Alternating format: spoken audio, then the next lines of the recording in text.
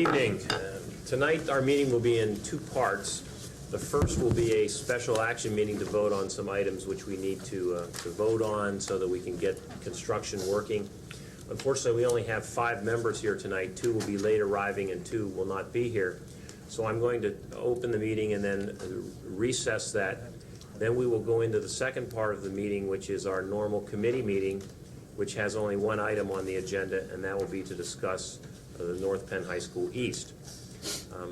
The normal rules apply. Once we get into the committee meeting, the board will ask questions after the presentation from Mr. Breslin, at which point we will open the questions up to the audience for participation. You're limited to 5 minutes. I will call you if it's more than 5 minutes and ask you to please let someone else have the podium. Please state your name and your address as you come to the podium after I've identified you to move up. Tonight we will be just discussing the North Penn High School East, should it be built. We are not here to debate whether or not the high school is needed, what the numbers are, or anything like that. It's merely to look at the preliminary drawings and design of what that high school will be. So therefore, it's inappropriate to discuss things like need. That will happen at other meetings throughout the gates that we go through and the milestones that we must pass through the state regulations and filings and things like that, at which time the board will vote on each one of those basically times to proceed. So we will do that at that time. Okay? I'll now open the special action meeting for the review and award of bids. Is there a motion to recess? So moved. Second. Moved and seconded. Any questions? All's in favor? Aye. Great. Pass. So the special action meeting is recessed. If there's anyone here specifically for the awarding of bids, I apologize, but in the interest of having all the board members here for the vote, that's why I chose to recess that. We'll now go into the committee meeting, which we have one item on the agenda, and that is the North Penn High School East. So I'll turn it over to our architect, Mr. Breslin, and welcome him to his presentation.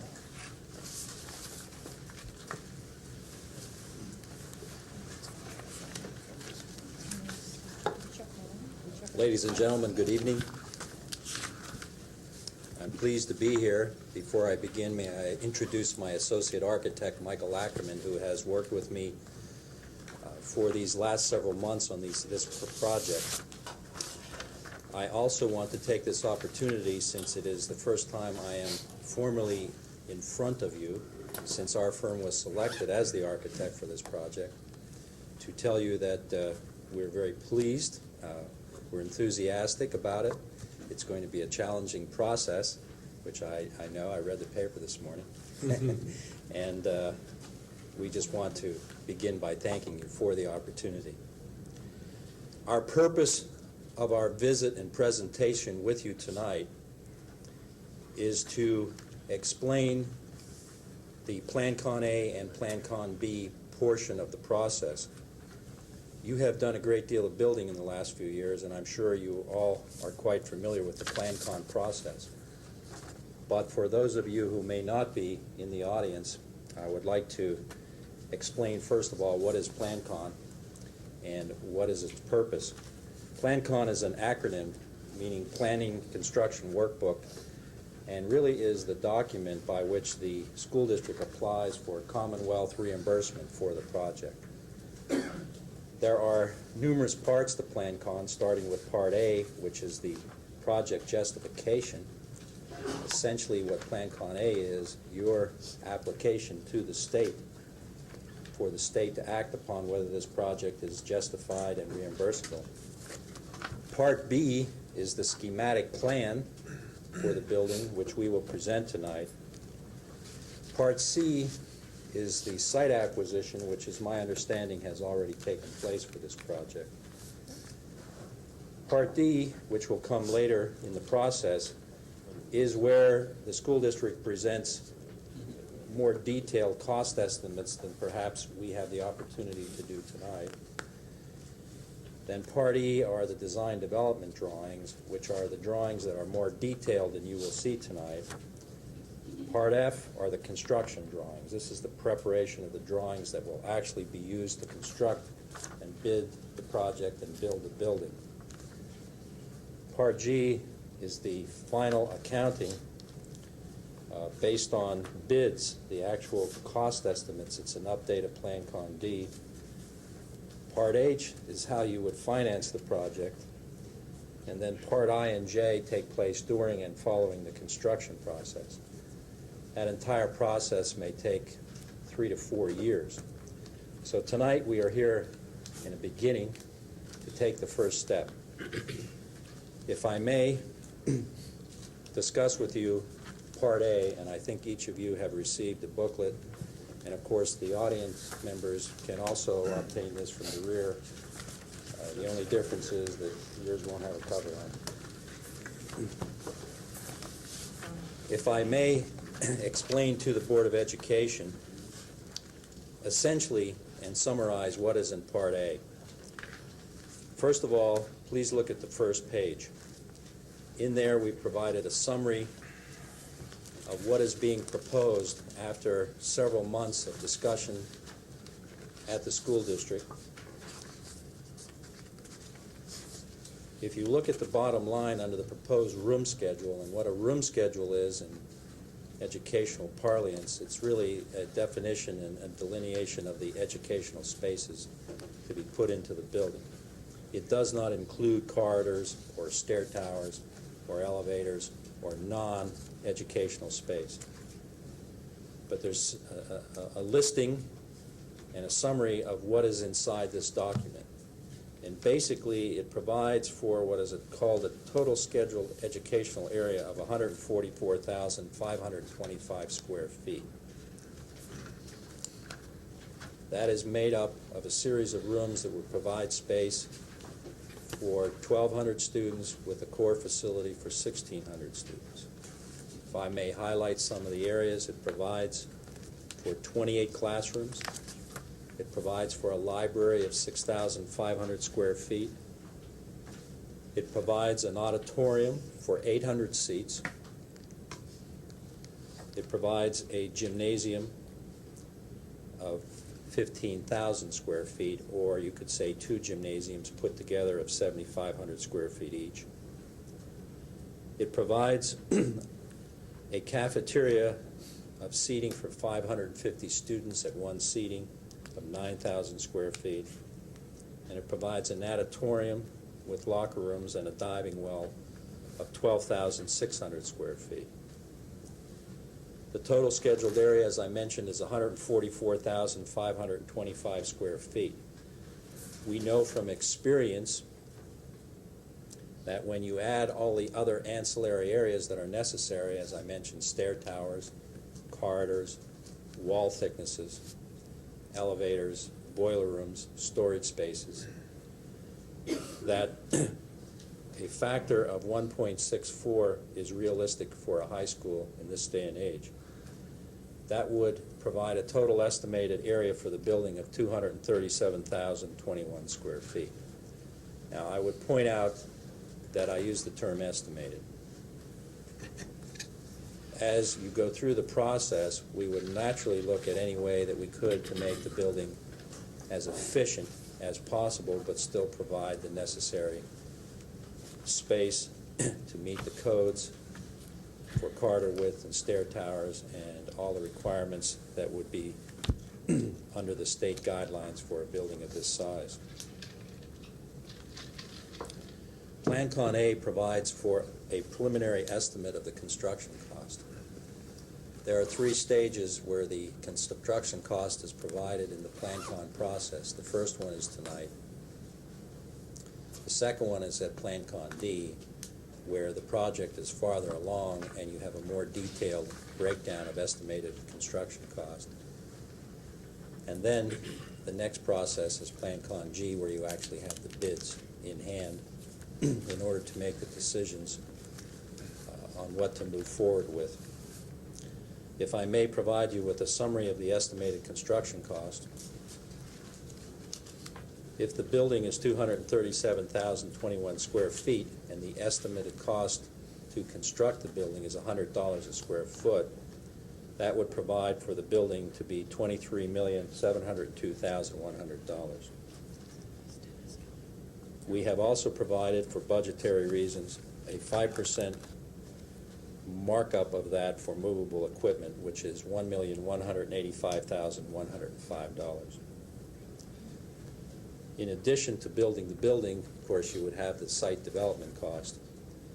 And these are figures that we really have been using from previous studies or estimates. And until such time as there is more information, such as test borings and geotechnical reports and meetings with the township to get their input on road improvements and off-site work, we have provided an estimate for on-site work of $3,450,000 and off-site of $1,717,000 for a total of $5,167,000. That equates to $30,054,205 for the site development and the building. That is the amount you would pay the contractors plus the equipment to equip the building. In addition to that, you would have architectural fees of 5.5%, which is $1,652,982. Land acquisition and sanitary sewage disposal, which is slightly over $6 million. You would also have some additional construction-related costs, including architectural printing, a contingency, and certain demolition of existing buildings of $1 million. Of course, the contingency could be made larger or it could be decreased. It's just good business to have something in the budget for unforeseen factors. Then you have financing costs associated with the bond issue, such as bond discount, legal fees, financial advisor, and capitalized interest in printing. The estimate we received for a bond issue of this size from your financial advisor is $2,238,600.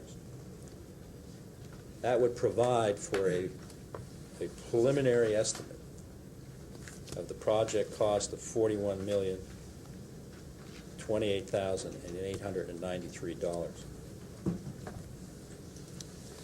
A more detailed breakdown of the estimated cost is on sheet A04, and I simply call that to your attention so that you can see what figures we use to summarize on the first page.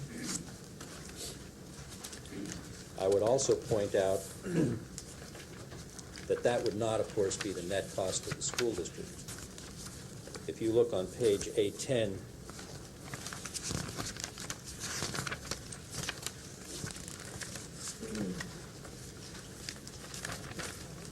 you will see that using the Pennsylvania Economy League projections mid-range,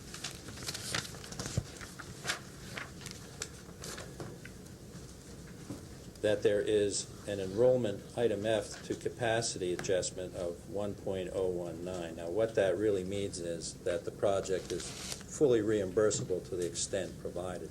If that number were under 1, you wouldn't get as much reimbursement. Now, the question is what reimbursement is involved. You're probably not surprised to know that you have a very low aid ratio with the state. That's because you're considered a wealthy school district. Now, don't stone me for saying that. We have other clients that have aid ratios that approach 0.5 or 0.6. So we've run a preliminary estimate of the reimbursement for the project, and for the building, very preliminarily, it would be around $1,420,000, and for the site, $340,000. So probably your reimbursement off part of that $41 million is $1,760,000. The other thing I would conclude by saying is that the document has been prepared in accordance with all the provisions of the Department of Education, and the capacities in there that have been used are using the Pennsylvania Department of Education standards to justify the need for the project, and the Pennsylvania Economy League projections indicate that the project would be fully reimbursable to the extent that I just mentioned. What I would propose to do is to discuss the Plan B next, explain what our view is of what do you get for $41 million, how would this project sit on the site, where would it be located, what facilities would be provided, explain in essence the schematic plans, and then following that presentation, I would open it up to questions. If I may, we plan to make the presentation for schematic plans, and each of you may wish to follow along with this booklet. We plan to make it using an overhead projector for the benefit of the audience, who will be far removed from the screen. So if I may proceed into that portion, I would ask if my associate, Mr. Ackerman, would pull out the overhead and give me the opportunity to approach the screen. Sure. You just move out.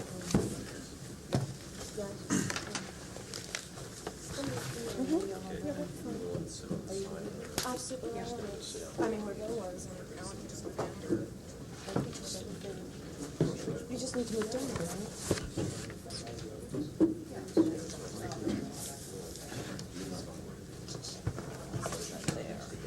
Maybe we can move those mics farther out on the table.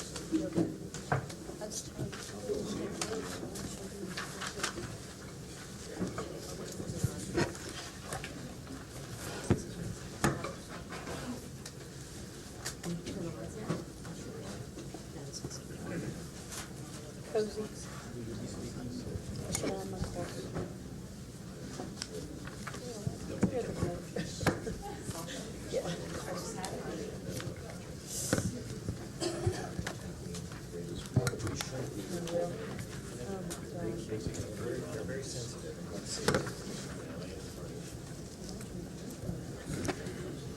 Michael, back to you.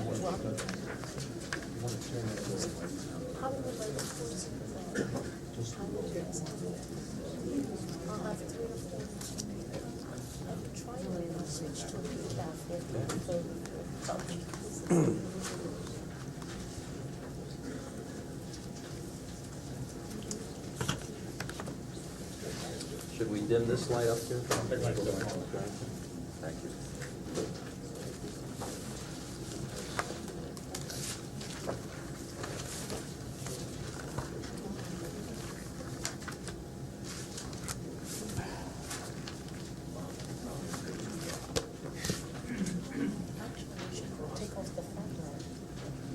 We all set? Sure. Shall I proceed? If I may orient you, this is Keenest Road, right here, and north in this instance is looking down this way. The Little Neshaminy Creek, which runs through the property, is indicated here, so I'll refer to this as the north side of the site, and I'll refer to this as the south side of the site. This is a master plan for the site development. Essentially, what is proposed on the south side of the creek, or the stream, would be entirely playing fields. They would consist of soccer fields, baseball, softball, hockey, football field, and a running track. You'll notice that I didn't say stadium. A stadium is not planned in this, or is it budgeted. This would provide for an all-weather running track,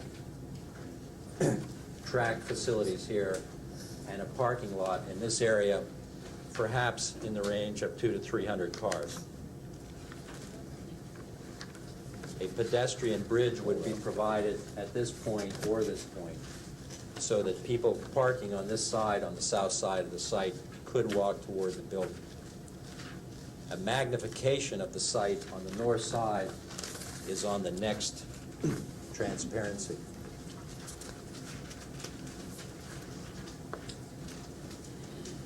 Can I ask questions along the way? Pardon? Can we ask questions along the way? That would be up to the president. And do you want us to hold our questions to the end? How's that? We can bring the slides back, the transparencies. Keenest Road is located here. What is proposed is a bus loop entrance here, which is totally separate from the vehicular parking. This would provide space for 20-some buses, which would park on a diagonal for bus loading, and exit out at the same point on the site. There would be no internal connection of the bus loop to the vehicular parking. The vehicular parking is proposed here, entrance, basically following the earlier master plans prepared by Derek and Edson. This provides for a parking lot of 540 vehicles located at this spot. As you can see, the building is placed here. Essentially, the building provides for a 3-story classroom wing, a library, an auditorium wing, and an area here that would provide for a gymnasium, cafeteria, an auditorium. The service area to the building is located to the rear of the site and out of view. By service area, I'm talking about general deliveries. I'm talking about deliveries to the kitchen. I'm talking about deliveries to the technical education, or what we used to call industrial arts. And I'm talking about the general boiler room area of the building. We would provide along here parent pickup and drop-off of students. And our intent in the design is to totally segregate the automobile traffic from the bus traffic. As you can see, there is a topography slope from here. Each one of these dotted lines represents a 10-foot drop, so that you have a drop from here to here of some 20 feet.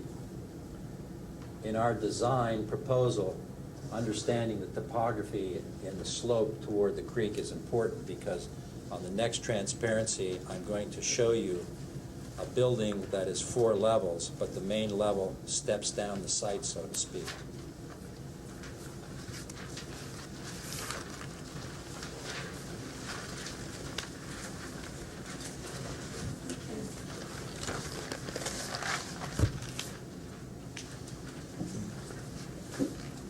I spoke to you about a 3-story classroom wing. That is located here with the library. We'll come back and discuss this in detail.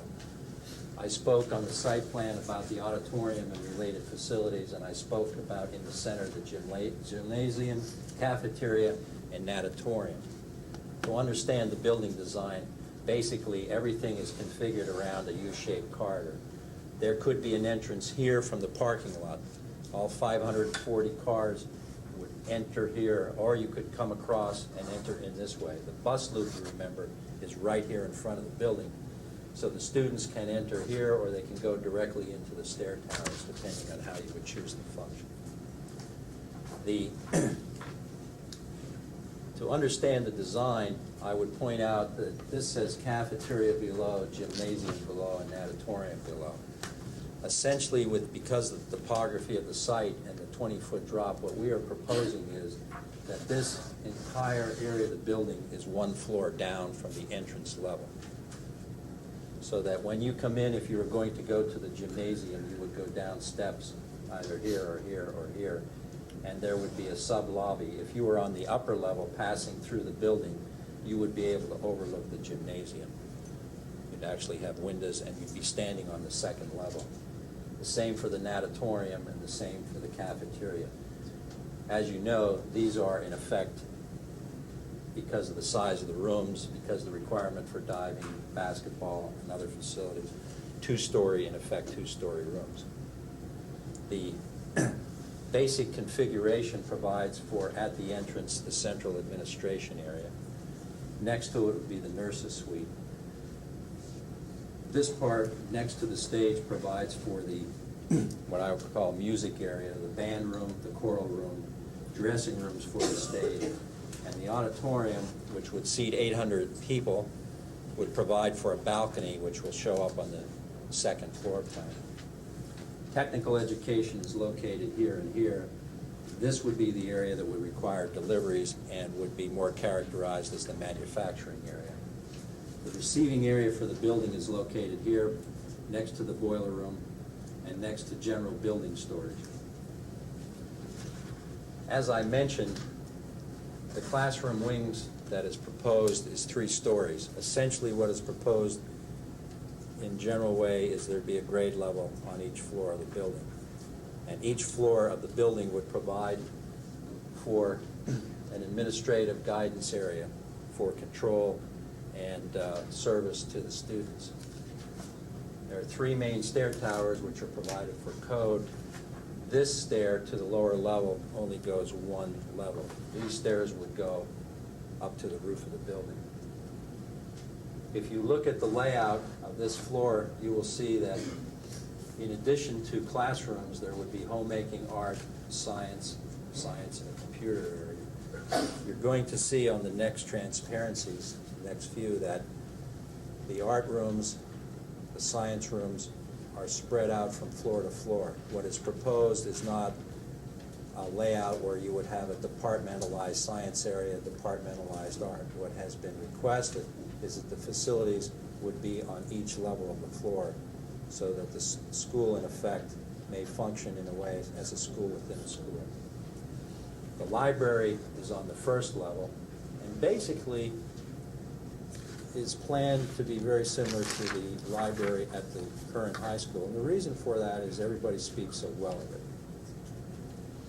You would have an area with a ramp, and you would have the central circulation area overlooking the entire library with the stack areas to the sides, and this would be a general reading area in the center. The areas here would be the library workroom and the audiovisual storage. So again, to summarize the layout, at the entrance here to this wing, you would have administration and guidance. You would have a series of classrooms, plus support facilities for computer, science, art, and homemaking. The next floor plan is going to be the lower floor plan. This is 1 level down from the entrance. However, if you think of the topography of the site, these areas facing out toward the stream are at grade level, so this entire lower level is not a basement. I don't want to characterize it as that way. It's 1 level down, but all these areas, because of the topography of the site, would be totally exposed for vista, for egress, for safety.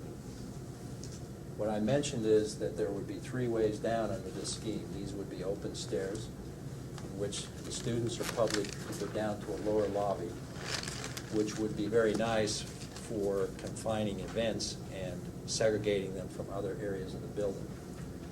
This provides for 4 teacher workstation for the gymnasium. As I said, it's essentially 2 7,500 square foot gymnasiums put together. The area to the right is the natatorium, which provides for a diving well, girls and boys locker room, pool equipment, and spectator seating.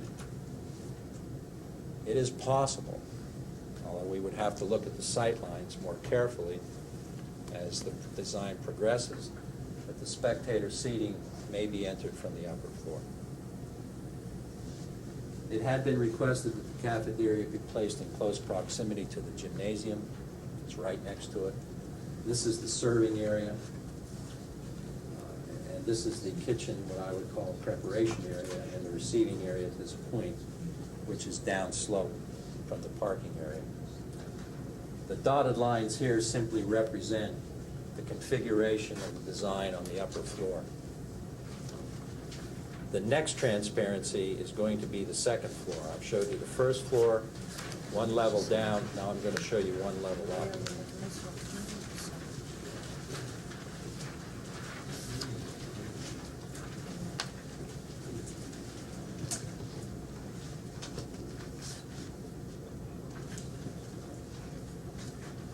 Beginning on the left side, what you will be seeing right here is the upper space of the auditorium, which includes a balcony. The reason for the balcony is that if you have an auditorium of this size and you put the balcony down on grade level, the people in the last row of seats are so far away that they need binoculars. So the balcony in this case is to provide a facility whereas even the people in the last row have good sight lines. So this is the area of the balcony, this is the upper area of the stage, and this would be the roof area of the music department to the rear of the stage. This is the roof of the auditorium, and essentially what you were looking at is the roof area of this entire wing of the building. What would project above that would be the second story of the classroom wing, and this is the upper level of the library you're looking down on. It would also contain an administrative guidance area, 3 stair towers, 12 classrooms, 3 science areas, computer, toilet facilities, and an art room. The next level, the topmost level of the building, the 3rd story, and the reason we designed it for 3 levels is because of the grade level configuration, but also the economy of construction, the economy of operation from the energy standpoint, and an attempt to put the building in a position where someday when you have to re-roof it, the re-roofing is to a minimum. The uppermost area really is a repeat of what's on the 2nd level, and would provide for an art room, science labs, and a series of 12 classrooms. So that essentially the grade structure would be, in a very general way, a grade structure on each floor of the building. As I mentioned in the plan-con stage, the estimated area of this building would be somewhere around 237,000 square feet. And we are in a position where we have a long way to go with the design and would certainly welcome your input. Essentially, what we are ultimately looking for is an approval of Plan Con A and B to go forth to the Pennsylvania Department of Education for their review and approval. And of course, the opportunity to provide further development so that we could take the plans to other agencies such as the township for their input along the way regarding the site and the site development. Now, I believe that provides a summary of what is proposed in the documents that you have before you, and I am now in a position to answer any questions that you have either about the Plan Con A document or the schematic plans for the building. I have a question. Okay. You need money. The square footage, 850 square foot per classroom. Is there a PDE maximum and minimum per student? Like, could we read on 850 and know what the maximum amount of students allowed in that classroom would be? PDE has a guideline that they distribute, which we have, which generally provides for 30 square foot per student. Now, if I show you the guideline, you will notice at the top of it, it says draft on. They've never officially adopted it. But 850 square feet is what you have at the current high school, in my understanding. And I don't have a computer in front of me, but as I recall, that would provide space for 28 students. We're actually about 878 in the existing high school. 878 in the existing high school. Right? 850, let me say this, has been generally accepted over the last 30 years or so. Sometimes there are variations to that, but generally that's what school districts build, about 850 square feet. But the question, part of my question is, does that limit the number of students allowed in the classroom? No. Okay.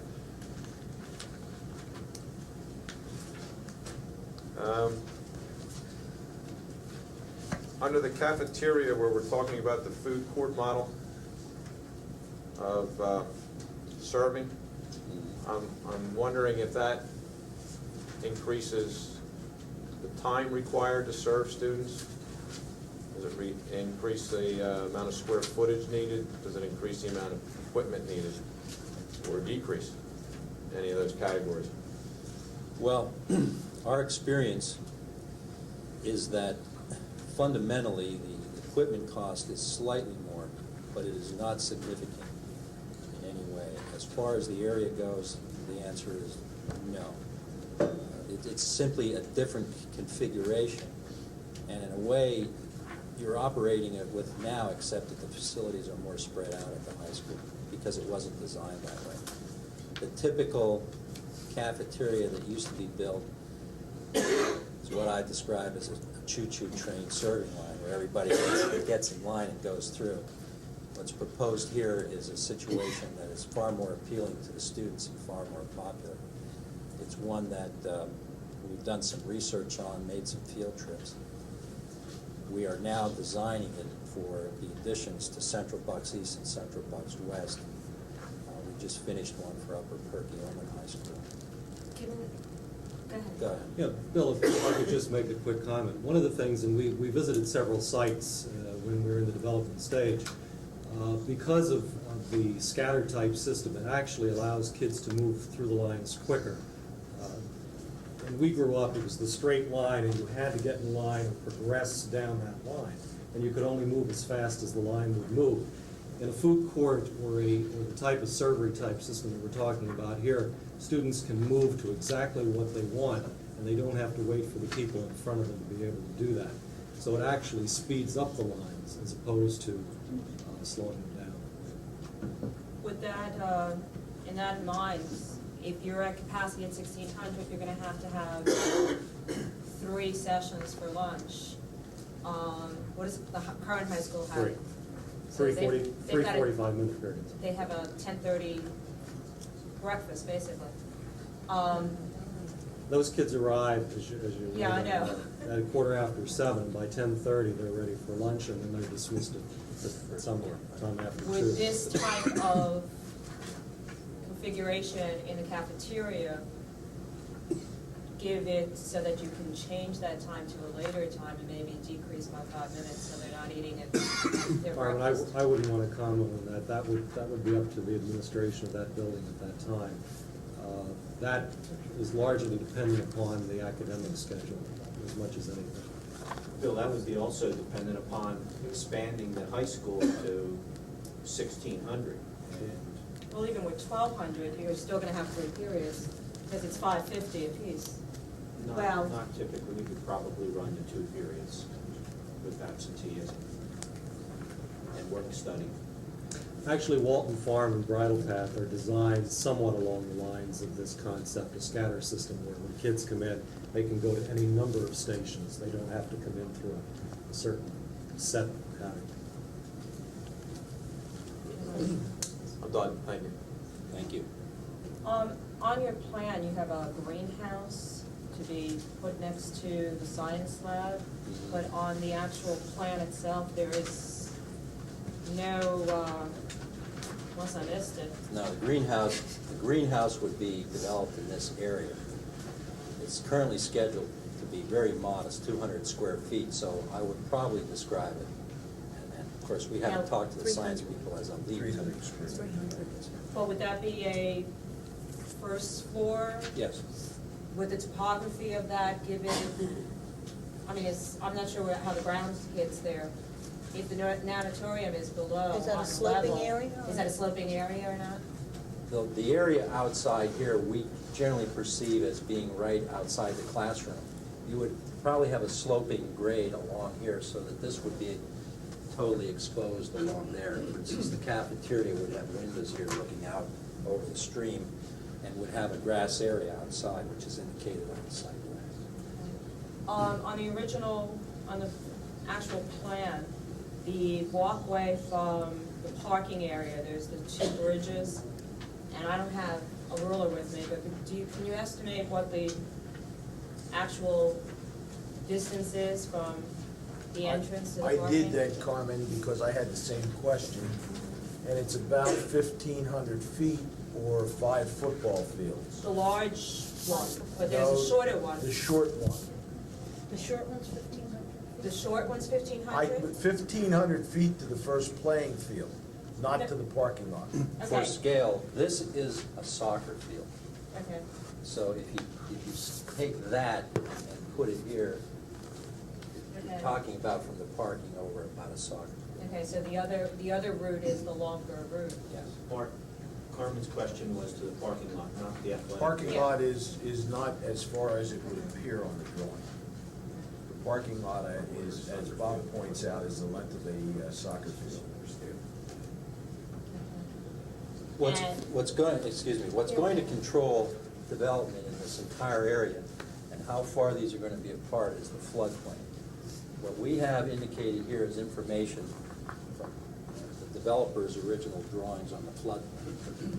We still need an updated floodplain, and if it's any different from here, these will have to either perhaps spread apart or, You don't see them getting any closer though? no, You see them getting further yeah, apart? because of the topography.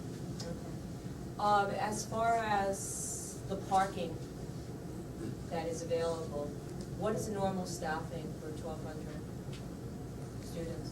Right. Anybody? I have no idea. We have about, for 2,300 students, well in excess of 200 total staff at the high school now, so. So we're looking at the 360 being staff parking and the 540 being visitor and, We used a number of 150 staff members when we planned Right. parking for this high school. 150 150 staff. total. But you know, we That's also, cafeteria workers, That's what I custodial mean. secretary. right, that's what I'm thinking, that's what I wanted to know. So you're really offering a heck of a lot more parking, which pretty much than you're offering at the other high school. We're offering the same parking at this high school as we have at the other high school. In Ratio? percentage, it's not. 900 spaces. Right, so you're offering But by as inequity. Mr. Breslin did his planning and his design, we also have to live by a BOCA code that gives us a number of spaces that we must design. If you recall, well, you're doing elementaries with 300 plus parking spaces. So, I mean, even though we call it overflow and it's our playground area at Gwinnett, Bridle, and Walton, you're at 300 parking spaces for a 77,000 square foot building.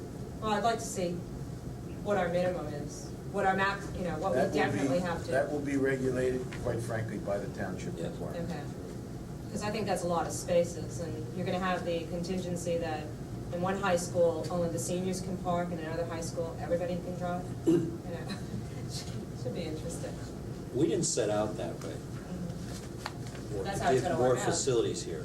What we did was, we set out to plan the space because we know we're gonna be regulated by the township, and as Mr. Woods mentioned, the book. Yeah, I just would like to know what the minimum is for the township. That's a lot of parking. That subject, if I may, when you read these codes, is certain interpretation. Oh, we've been through this, Okay, yes. you know what I mean? So, I don't have the answer for it tonight, Okay. but we'll get it. But we're not gonna get it until we go and do some work with it. But I think there's a clarification, so we don't read about it in tomorrow's paper. In no way will the parking here provide for all students to drive Yeah, to school. Simply, you know, Mrs. Leahy was being facetious with that. I want to clarify it. I will clarify, I was being facetious, so nobody quotes it. Okay, as far as people traffic on the whole building situation, you've got an expanse between the classrooms, the auditorium, the cafeteria, and the gymnasium. Have you done any studies as to traffic through breaks? Can they make it, say for instance, to home ec to the choral room in their 4 minutes? Because right now at the existing high school, they have the opportunity to go outside to cut through. But with this, when you're on 3 floors, they don't have that opportunity. Well, in any high school, you have to move throughout it. And obviously, if you're in the predicament where you're here on the 3rd floor and you have to get over here on the 1st floor, that's a circumstance, though, that's going to be rare. If you look at the 1st floor plan, you're going to see that the majority of students who are likely just going to move 1 floor above them, the 3-story wing with the 3 stair towers is going to provide very easy movement under normal circumstances. I can't tell you that to go from here over to here, say to Tech Ed, you're going to be able to do it in a minute and a half or 2 minutes, but if the corridors are wide enough and Well, is there any And you thought to provide put that. possibly a stairwell, you have one on this side, but possibly on the other side also, between the science There's a labs? stair here, here, and here. So movement within this building would be very simple. It's just a matter of getting down and over. Right. Which would be, I think the scale really confuses the distance, quite frankly. If you look at what is equaling 120 feet down in the right-hand corner, and my calculations would appear as though going from classroom wing to tech ed is 300 feet or the length Okay. of a football field. So, I mean, this is much more compact, and we talked that through as we offered information to the architect. When you look at Penndale Middle School and you're leaving tech ed and going to the auditorium, we won't have that kind of time requirement to move throughout this building.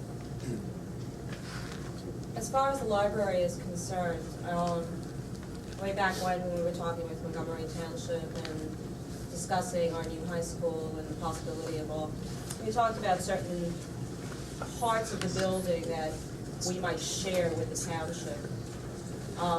Obviously, the library and the swimming sanatorium. I can see the library is pretty much sequestered by itself. Do you have the actual breakdown, do you have a closing of that to the gray area, I guess it would be, or to the white area? Are you asking, could you access the Sure. library from the outside? There's a walk right out of here, and you could easily come in here and there could be an entrance directly into it. And then security level would close it off You at? could close it here, and all you'd have to do and add to this plan would be some toilets. Now, the other thing you could do is close the entire wing off at this point, and you could provide access into here or into that portion. I'm sure this can be worked out. The point is, the library's at grade level. It's not far from the parking lot or the bus loading area. And if that is a requirement, we had in mind that you could provide access directly into it. Okay, well, that's something that we had. Our yeah, we had to discussion discuss. with Mr. Breslin and his associates certainly pointed out the fact that we would want the potential for after-hours and summer library usage. And in order to do that, you would have, and that's one of the reasons that it's prominently located in the front of the building and in good proximity to parking. The other part was the actual pool itself, and I guess I had asked you, and we had discussed it once before, was the possibility of a retractable roof on there, and what the cost would be, and possibly present it to the township if they wanted to pay the difference between a regular roof and a retractable roof. However, the other point would have to be put into the costing as to how much energy loss would be part of that. Do you have an estimate of what that would cost? Now, I didn't come prepared because I didn't know you were going to ask that question. Indoor, outdoor pool? But- Is that what you mean? Yeah, it's a retractable. We did do a retractable roof Yes, I know, on that's the why. Wiley House natatorium. I do have the information in the office, in the files. We know what's involved. And it isn't as expensive as you might think. It really is not. It's not going to make a dent in 41 million, I'll tell you that. Well, You're not going to I don't think it's a know. dent. I'll get you more precise estimates, but I'm not prepared tonight. Okay, and also the energy costs and the maintenance of something of that nature, you know, What I'll do- whether that would be astronomical. You know, it was a thought that was put across. It may not come to fruition, but it was certainly something that was asked. Well, what you're alluding to is what we did at Wiley House in Bethlehem, where they have a 12-month swimming program. They have youngsters there in the summertime. And so we have an operable skylight. The roof literally opens up electronically. And there are also windows so that down at grade level, you can go out to outdoor terraces, and it functions very well. Now, what I will do, that's been in there since 1985. I will contact them, find out what trouble they may have had or how it's functioned and how well. And we'll look at the energy costs and get you a response on that. You must remember, that's also PP&L Oh, yeah, well, then forget that. versus PICO. Well, they claim, according to our reporter, that they're gonna look at the rates. So maybe they'll change their mind. My last question is, why only 2 computer labs instead of 3? I don't know, Michael, what do you recall in that? That's what was requested. You have to understand that right above that, the 2 business labs are also computer labs, so you have 4 computer labs.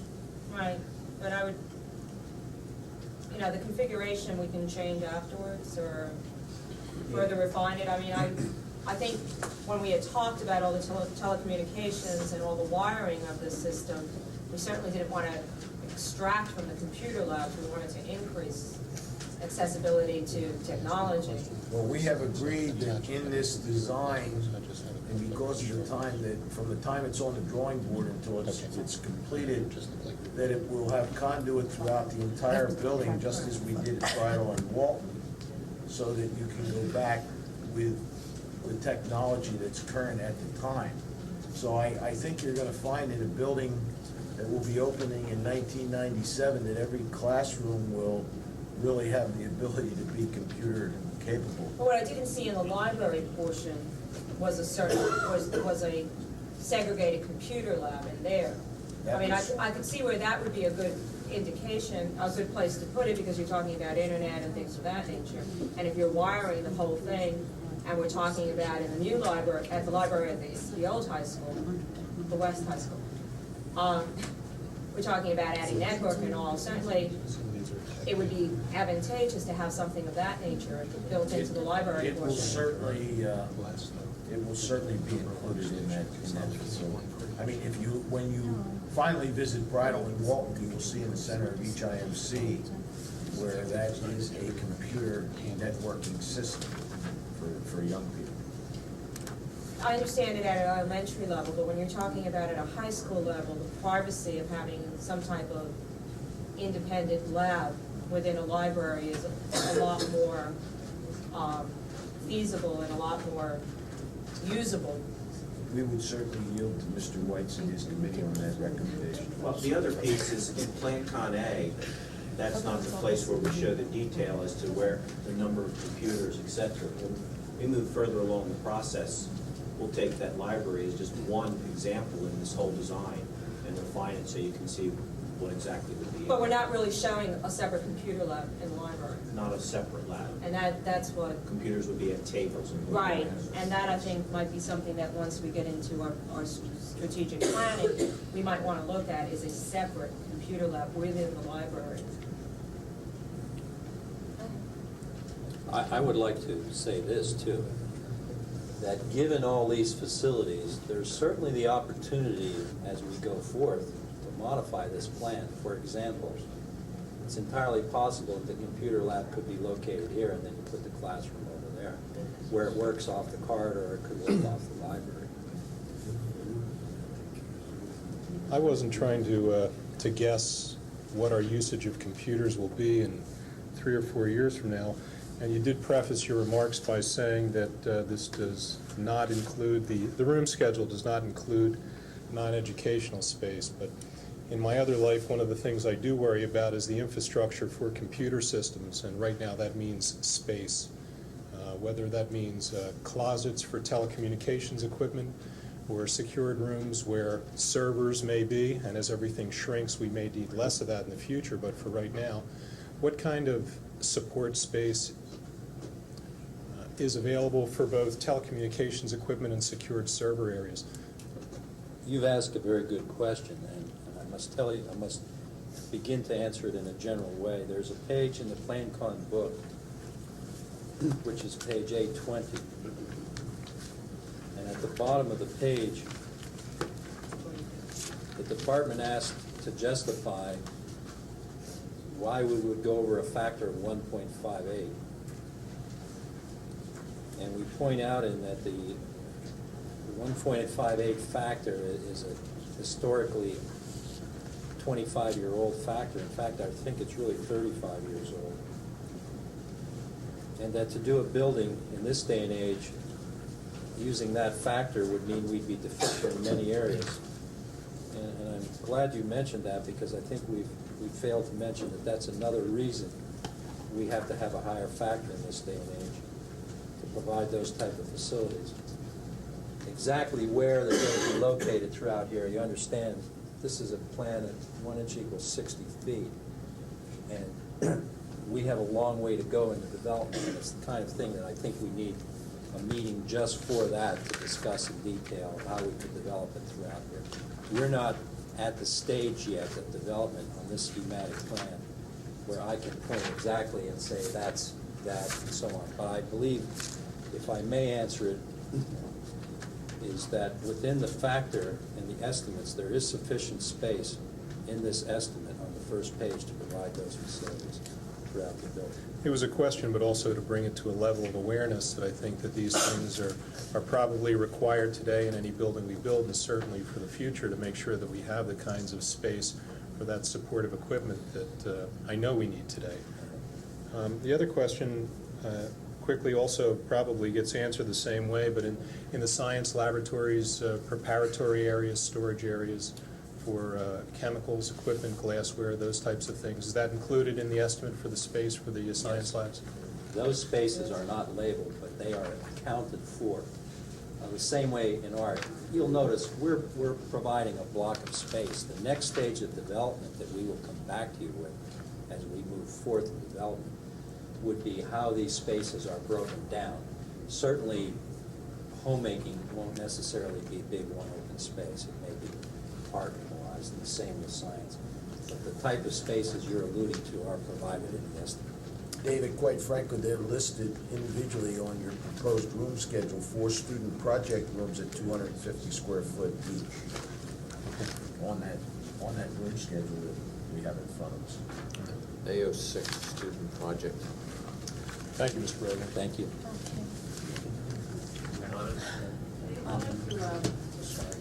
I can really pick up the tempo here a little bit and get to the $41 million part. Mr. Breslin, I was listening to you intently while you were up here at the start of your presentation. I guess it was A, first quarter. What I heard you say that the engineering and architectural fees are 5%. 5.5. You mean 5.5? I thought I said 5.5. It says 5.5 on that page. That's what I thought, but I heard you say 5 here, and it was an after percent on the principal sum of the, so 5.5? Yes. So I decided. Did I Also, say the 5? breakdown of the fee, you said 5. 5. The fees, the next portion of your, you have the fees, financial costs, including bond discount, legal fees, financial advisor, Adele, 2.2 million. Do you have a better breakdown than what you have supplied here? I'm missing it. My notes are over there and I can't get to them, so can anybody remind me what I page don't want to take up the it's time. in? I don't want to take up the time, Under as the long as you room know that I wish a schedule. better breakdown of those numbers. Okay, which number is it that you want? Under Financing costs. financial fees, we've got about 2.2 million now. My other question is, at what point do we begin, as some of the ideas have come forth from the colleagues here on the board, changing this, put this here, more space for this and that, at what point do we have to start worrying about change orders? At what point do you consider a change order? And therefore, Not until we really begin construction. Changes now will take place up until the point that we have bid documents out, and quite frankly, when we go out with addendums on the bid process, they even change until the day the bids are open. Once you begin construction is when you encounter change orders. my other questions here, I guess, or you probably have a better day-to-day knowledge of this than Mr. Resnick, but I'm looking here at the gymnasiums, I'm looking at the library, I'm looking at these, the number of square footage here. How does this compare to the current high school? Are these larger than what we currently have up there? No, we made some very interesting comparisons as we went through this whole process. And just to mention a few, you will see classrooms at 878 square feet in our existing high school. You will see an 18,000 square foot gymnasium. You will see a 15,800 square foot auditorium. You will see 4,800 square feet for dressing rooms with a stage. So everything really is larger with one exception. Our existing auditorium with locker rooms is 12,300. But our constant criticism that we receive about our existing pool is that we lack deck space, and quite frankly, the Department of Education and Labor and Industry would not approve the deck sizes we currently have in our existing high school. So that's why you see the increase I mean, you see such close proximity for a smaller, or actually an increase, 12.6 versus It's a 12.3. larger, By 300, an area that. only by 300 square feet. Okay, the library, how does that compare with the? Library currently is, with all the outside rooms around it, 12,500. Cafeteria, Yes, the existing cafeteria is 11,031, and the existing kitchen is 6,480. Mr. President, on page 3 here, you have an auxiliary gymnasium. Is that an adaptive PE room? What is that? Auxiliary gymnasium is a room defined by Pennsylvania Department of Education of at least 2,500 square feet, with a ceiling height large enough that you could have higher activities in there. You could play basketball in it, although it wouldn't have a regulation court. It's a room that would be big enough for wrestling, or it could be adaptive, it could be for Okay, special so this ed. isn't specifically set aside for special ed, for adaptive PE? No, it's a multi-purpose room to be used as you require. It's a fifth gym teaching station, which is usually required for a school of this size. Okay, so it is required. No, is usually provided for a school of this size. It is But not that is required. I guess just to close, I would call upon the board president to take into consideration. I think we as a board need to look at the PEL numbers again, and I will call that we do another real estate and see how those numbers fare. I would like. For the meeting Thursday. Are you finished? Just a clarification on Donis. If you can give us what exactly is mandatory sizes and what is above mandatory sizes, you said that I just missed it, which one it was, but that certain areas have to be a certain size because of whether they're gonna be approved, I guess the mandatory and 300 extra square footage on that.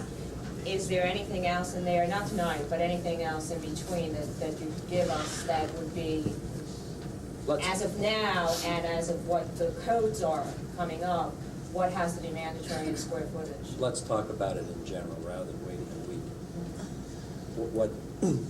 What size is a gymnasium is a basketball court. So that you're going to have, for a basketball court with area around it and some seating, about 7,500 square foot minimum. If you go down to 6,500, you're not going to have seating. A natatorium is sized by a 25-meter pool in this direction, and codes require the deck space. And if you want spectator seating, it's going to turn out this way. A library is 3 to 5 square foot per student by Department of Education guidelines. You can go down to 3 square foot, it can be a little tight. You can go up to 5, and that'll be very generous. The auditorium of 800 students is, you don't have to build an auditorium. Take it out. You can make it 1,200, you can make it 1,600. 800, we talked about it at length. We talked about budgets. We talked about what to do for a 1,600 student core, and I think it was decided that 800 was half the potential of 1,600, and that you would have a performance perhaps on 2 nights. So you could build a 500 student auditorium if you chose. You could make a little theater out of it. On classrooms, you could build them 800, you could build them 850. I think you have to make a judgment there. I think one of your considerations is if you're going to go above 25 students at any time in the future. If you're going to approach 30, then you want to build them for 850 or maybe even larger. The art room that we have sized, I think we have around 1,200, I don't have it in front of me, 1,000, is really based on experience. But that takes all storage space and things of that nature within the art room. That it does. So That it that's does. not just strictly Right. people space. The cafeteria size is based upon the experience per square foot per student, what you're going to need for 550 students at a seat. The same way with the kitchen. You're not really going to be able to go smaller with the kitchen unless you make a satellite kitchen, prepare the food someplace else. So I can answer your questions and respond specifically. What's required, you can't make this room less than 2,500 for reimbursement. You can't make tech ed less than 1,800 each for reimbursement. And they're right, we have them at 1,800 square feet each. So in some instances, it's the Department of Education guidelines and reimbursement that determines the size.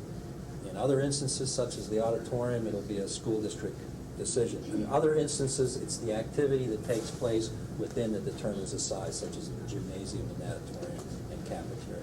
So basically on this plan, other than the auditorium being, changing that to a smaller size, pretty much the rest of the sizes are governed by the classroom sizes, by the number of children you wish to put in there. The tech eds because of code. Because of reimbursement. Reimbursement, the cafeteria, the gymnasium, and the natatorium, the library can be smaller, but we're talking how much footage difference between 3 and 3.5? 3 would be 48, for 1,600 would be 4,800 square feet. And we have it at 65. Excuse me. Yeah. As I look through this and I noticed the whole different classroom alignment, more of your school within the school concept that you're implementing here. And we also have our cafeteria, which is going to, every student's going to be traveling there on a daily basis. It's at an opposite corner of the building at the lowest level as proposed there. I'm wondering about the traffic flow that's going to be involved. And then my question's revolving these classrooms and moving to this concept while we have a high school over there that is, our other high school is situated totally different. We have 28 regular classrooms, yet only 2 small group classrooms. And as I read through this, your building plan is providing for partitions between classrooms so that they can actually double in size. But what I didn't see here was where we were providing, instead of for the capability of a lot of large classrooms, where are we providing for perhaps dividing classrooms for the small instructional groups that we now have with one high school? We have many classes that we're dealing with already that is 5, 7, 10 students, and we're going to have 2 high schools operating. And I guess as I go through, and I had a list of about 15 questions, I'm wondering, where is the strategic plan that is driving the high school? In other words, a strategic plan that we're going to incorporate into the school district, into the various aspects of what we do, such as a program of studies that's projected for 1997 that would drive this classroom configuration, that would drive the science labs at the space that they're at. They're pretty large. I noticed that in there with the science labs, we want them to accommodate 26 students. And the thought came to me, well, would we ever want 26 students being taught at one time in a biology or physics lab? So is it really wise or necessary to have eight labs, science labs available of that size with 26 stations in each one of them? Because of knowing, sometimes it's just it could be a bit dangerous for supervision in some of these categories. So it all comes down to a strategic plan as to what drove this building plan and what's going to put all the pieces together for us. Dick, you're the one who spent all the time on this. It would seem to me a strategic plan would cover a program of studies as well as the financial management plan for incorporating all of this into our system, and it would bring all the pieces together to justify all the different things that are in here. In all due respect, Vicki, we looked at the existing high school and the existing high school program of studies.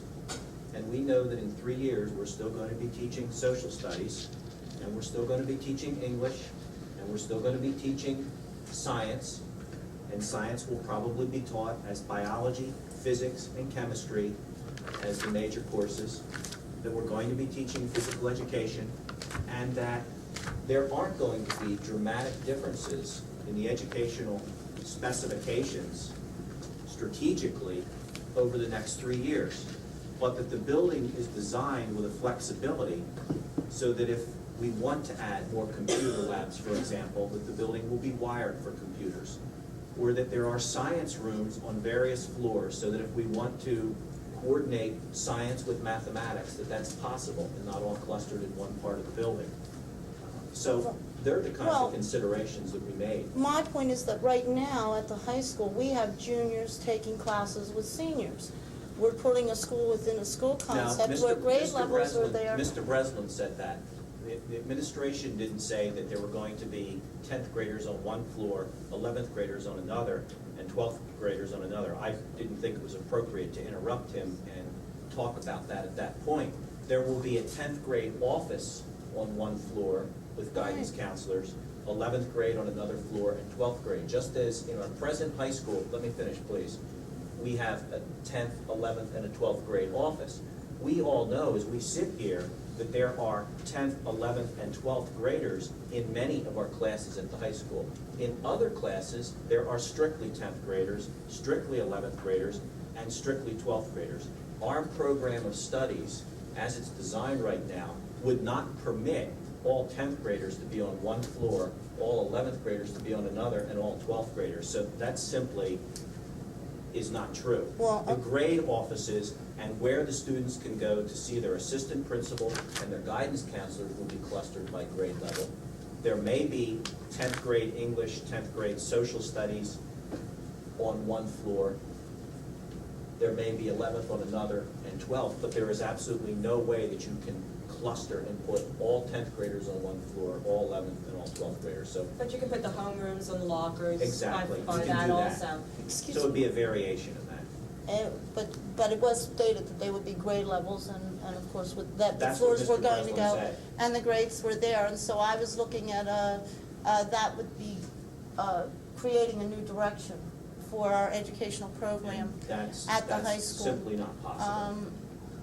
And as I went through, then specifically, I still maintain, I believe a strategic plan would be very beneficial on a project of this size, since we intend to move forward and be proactive rather than reactive to the circumstances, that perhaps we should be looking forward to what we truly do anticipate in 1997 rather than simply building according to what's existing today. Regarding these they're called locker rooms that you have here. There's 4 team rooms, as I see, in addition to the locker rooms that are with the gymnasiums, and in addition to the locker rooms that are at the natatorium. The 4 team rooms are it was described as having two girls and 2 boys locker rooms for visiting teams.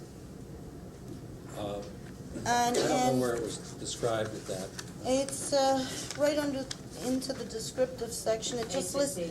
4 of them here at 850 square feet each, and that's in addition to the regular gym locker rooms, and also in addition to the natatorium locker rooms. And everything seems to be in pretty close proximity. And so I was wondering, why would we need 2 girls' locker rooms and 2 boys for visitors? How many activities are we talking about going on all at one time? Where does it say 2 for girls and 2 for boys? A6E. Okay, they were the And what would drive that?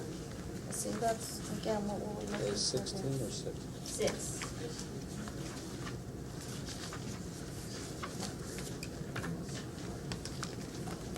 It's under the descriptions. That actually comes a little bit, I think what we have is 1 large boys and 1 A, large girls yeah. locker room and 1 boys and girls for the pool area What's no, proposed there's 14 rooms too. and the team rooms. is They're a the boys' locker rooms. What is proposed on the plans is a boys' locker room and a girls'. They could be interchangeable. It's just a label. This could be the boys and this could be the girls. There's a team room here, there's a team room here, there's a girls' and boys' locker room for the natatorium. Above here, there's a stair and a corridor that connects to the first level. Above here are 2 other team rooms, and that shows on the next plan.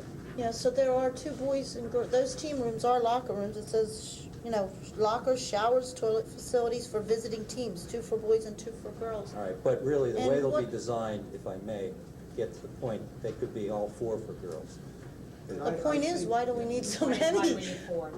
I mean, can't girls all- They're mislabeled, quite frankly. When we begin football practice in the next week on August 15th, we assign a football team or girls' hockey team to a team room. And the reason for that is, as you come in the afternoon from practice, and you're wearing all this equipment, it stores in a locker. We then don't give that locker to a phys ed person for a phys ed class where they come in, put their street clothes and put their phys ed uniforms on. So that's one of the things that happens with team rooms. It's to Team store the rooms equipment. are assigned to major athletic teams. But for the most part, our gymnasium isn't being used for classes during the time the practices are taking place after school. So But it's for what the I'm storage saying- of their uniforms? It's having your locker, and if you've ever looked at a locker of someone in either football, hockey, softball, whatever, I mean, they don't carry home a full uniform with a headgear and shoes and everything else every day. It's left in a team locker. But do And we have to, that's a typical practice at high schools. and we have to provide an 850-foot shower and a whole facility, shower facility, in order to accommodate the additional lockers that would be needed to store equipment? It's not only the lockers, think about the afternoon. You've got hockey coming in, you've got soccer coming in, you have football coming in, and when you combine that, after a fall practice session, there's a considerable number of youngsters. I mean, you're looking at a JV team, you're looking at a varsity team in both of those sports, or all 3 of those sports. If you Do they expand- also get used by visiting teams? When they Absolutely. come to play at Absolutely. our school, we don't put them in the If they gym, come for an evening lock them in the general basketball, population. if they come for an evening basketball game, they dress in a team room. Is there any reason why they're just gonna be extensions of the regular locker room, as opposed to a 2-story? More square footage. Why? Why would it be more square footage? I mean, Bigger you've floor got plan. a 2-level, first of all, for team rooms, okay? You've got a gymnasium at a ground They're gonna go level. up to second floor? So they're gonna go up to the second floor to do that, I mean, that doesn't So they're not make even- sense to accessibility as far as night games are concerned. You're suggesting attaching them to the Attaching main them locker to the rooms. main locker rooms as opposed to putting And them just there. adding the lockers too, right? There's no advantage to attaching them to the main locker rooms. Usually the main locker rooms are used for physical education. These are for visiting teams, or girls or boys teams. They're relatively small rooms, and whether they come in and go here and go down the stair and right into the gym. Well, again, we're talking about security and nights and things of that nature, and we're talking about stairwells for them and things of that nature. Around. I've got to look at this plan to begin with. Well, I was gonna finish. What Is we're- the stairwell strictly for those team rooms? Is that the only purpose for that stairwell? Yes. If you consider the cost, and once you have a roof, say 26 foot off the ground for this, and for this, and for this, to build a brick wall here, and a brick wall, and have a lower roof there is going to be very expensive. This is extremely economical space in here, because it's right under and it's tucked into that roof level. To take that space out of there will cost you more than to build it. That's a good point. A couple more questions.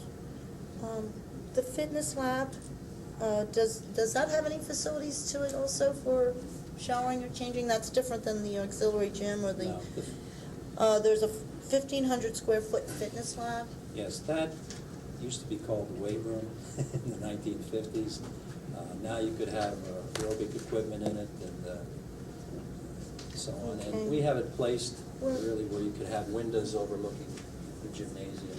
Okay, it's right there near the natatorium, same level? No, it's. It's a level above the This is on the natatorium? upper level. It would Okay. overlook the gym or the natatorium. Right overlook. And it would have whatever the equipment in is what you would choose to put in for your program. I can tell you in other high schools we do that free weights are a small portion now of the overall space. Let me ask you, on the movable equipment costs that you've placed here at 5% of the cost of the building, shall we consider that that's just a rough estimate, that somehow they've developed at 5% of whatever your building costs is how much you're gonna spend on? 5% is what was provided to you earlier by the school district, by Mr. Wood. We're simply carrying it through. Okay. Our contract with you does not provide for the design of furniture and equipment. Okay, That's a budgetary item that's transferred. Fine, then the selection of movable equipment is really up to Art and the board, is that correct? We desire to keep that in-house for obvious reasons, and that is, we don't want to pay Mr. Breslin's firm 5.5% to specify all the movable equipment that we purchase. Well, that's what was my next part, is that I see it's there as a subtotal, and after that subtotal is where the 5.5% is the total, which includes movable It equipment. won't, I mean. Well, it's on here that way. It and I might was be just gonna on say, are there, we designing the and movable I can only equipment in that assure way? you, since I've been in this school district in 1959, we have always purchased within the organization. The high school was equipped, not through the architect. Many districts do it through the architect. Bridle Path and Walton Farm is being done in cooperation with Mr. Keffer, the building principals, Dennis Kelly, and primarily Kevin Eck. There's no need to pay that fee, and furthermore, you have the control of what you're purchasing. Or at the first page on the cost estimate, it did show a I'm subtotal. not arguing with that. And then it had a I mean, 5.5. I can assure you, we're not gonna pay and that was gonna- 5.5% for movable equipment. Of why, yes, if there's no design involved there, why that would be included as a part of this. And regarding this additional construction-related costs that you've estimated, is there, what is there to be, is there any demolition work to be done on site? There is Existing demolition buildings. work. You've got a couple of barns, some outbuildings, we have a cleanup of the site. The bases of silos remain, the farmhouse remains, so there will be demolition. I talked to Tommy about some volunteer firework. We've and already practice. tried that. I have a group of buildings that are falling down. I wanted to have a controlled Fire burn practice, right. with Comar. They would love to do it, but DER will not allow us to do it. It creates smoke. Okay, now one basic question to all of this. We've received these documents. What is going to the state? Both or just the? Both. So both of these are what we're putting our approval on for submission to the state? That's correct. And Plan Con A deals with justification, which is the need for the school. So there certainly is a relevance to this stage of the process, correct? Justification, project justification and need. I'm finding different PEL studies in different books. You know, some are 93, some are 92, some are from with the task force in 91. In those books that you have? Well, this one here. I would hope they're all is- April 1993. This one's April 93, but then when you've got your task force report, of course, they formed Well, one the task beforehand. force document is not attributed to PEL. The task force document is part of the main document that will go to the Department of Ed. Okay. And it clearly states, if you will, that it is under that part of consideration of options. Well, within the report, there was references to Absolutely, the because you're PEL taking projections. You're taking a And- historical document that was done by the task force, Okay. and it would be out of order for us to go back and insert a different. No, I believe though where we had the task force was making a decision, they went into their sessions and spent a year in review, that their decision was based on the 1991 PELs. I can't speak. to that. And that was their, foundation of information. We're using 93s. 93 is the document that you Okay. see in here under the analysis of enrollment projections. B, 1 through 29 is April 22nd, 1993. Will we be forwarding this information on to the municipal officials? Yes, we of will. our surrounding, I mean, not only Montgomery, no, I really think that the the interest is. requirement is this. You see the document you have, and you see what it would take to reproduce it. If you read page 24 of Plan Con A, you will clearly see that we guarantee at least 2 copies of the study will be available for public inspection throughout the Plan Con process for this study at North Penn School District, Lansdale, PA. I don't think, unless the board directs us, we want to expend the funds that would be required to send this to every municipality. May I ask that this more condensed version be forwarded? I know Donna has brought up, and it's been stated before, regarding taking a good hard look at where the PELs are standing right now. I'd just like to say that you don't have anyone more closer to the growth in their communities than the local municipal officials and the planning commission volunteers. They would be able to be extremely beneficial to this district and to the board. And I certainly believe that they have an interest in this, and whether it's, Montgomery Township or Hatfield, each one of them have a vested interest. If the board authorizes a PEL update, the PEL will contact each municipal manager and gather the information in terms of the new housing starts like they did for the 1993 PEL update. The PEL updates aren't really as good as for what we need to find out is if we went back and looked at them historically. Every time we get a new PEL study, they just keep pushing growth further out, so we never ever see how well they have projected growth in a historical fashion. 91s carry projections for 94s. Had you been here during my presentation, you would have seen that. And I looked back at all the PEL, how well they did, and how well they did in out years as a function of the number of years beyond the study. We did a regression analysis of that to say what we expect it to be given the trend stays the same. I fully expect to just pull out that model on the computer, update it with the new PEL study, and we'll give it another run and see what it looks like. Now we have one more data point to provide that information, and that will help give us a feeling of whether they're off base or whether 97 is looking good, bad, what the story is. So I fully intend to do that, and that's why we have that on the agenda for next Thursday. Well, also, not only do we need that on the agenda, but I think now, if not early, we need a financial forecast into the future. I want to know how we're going to pay for this.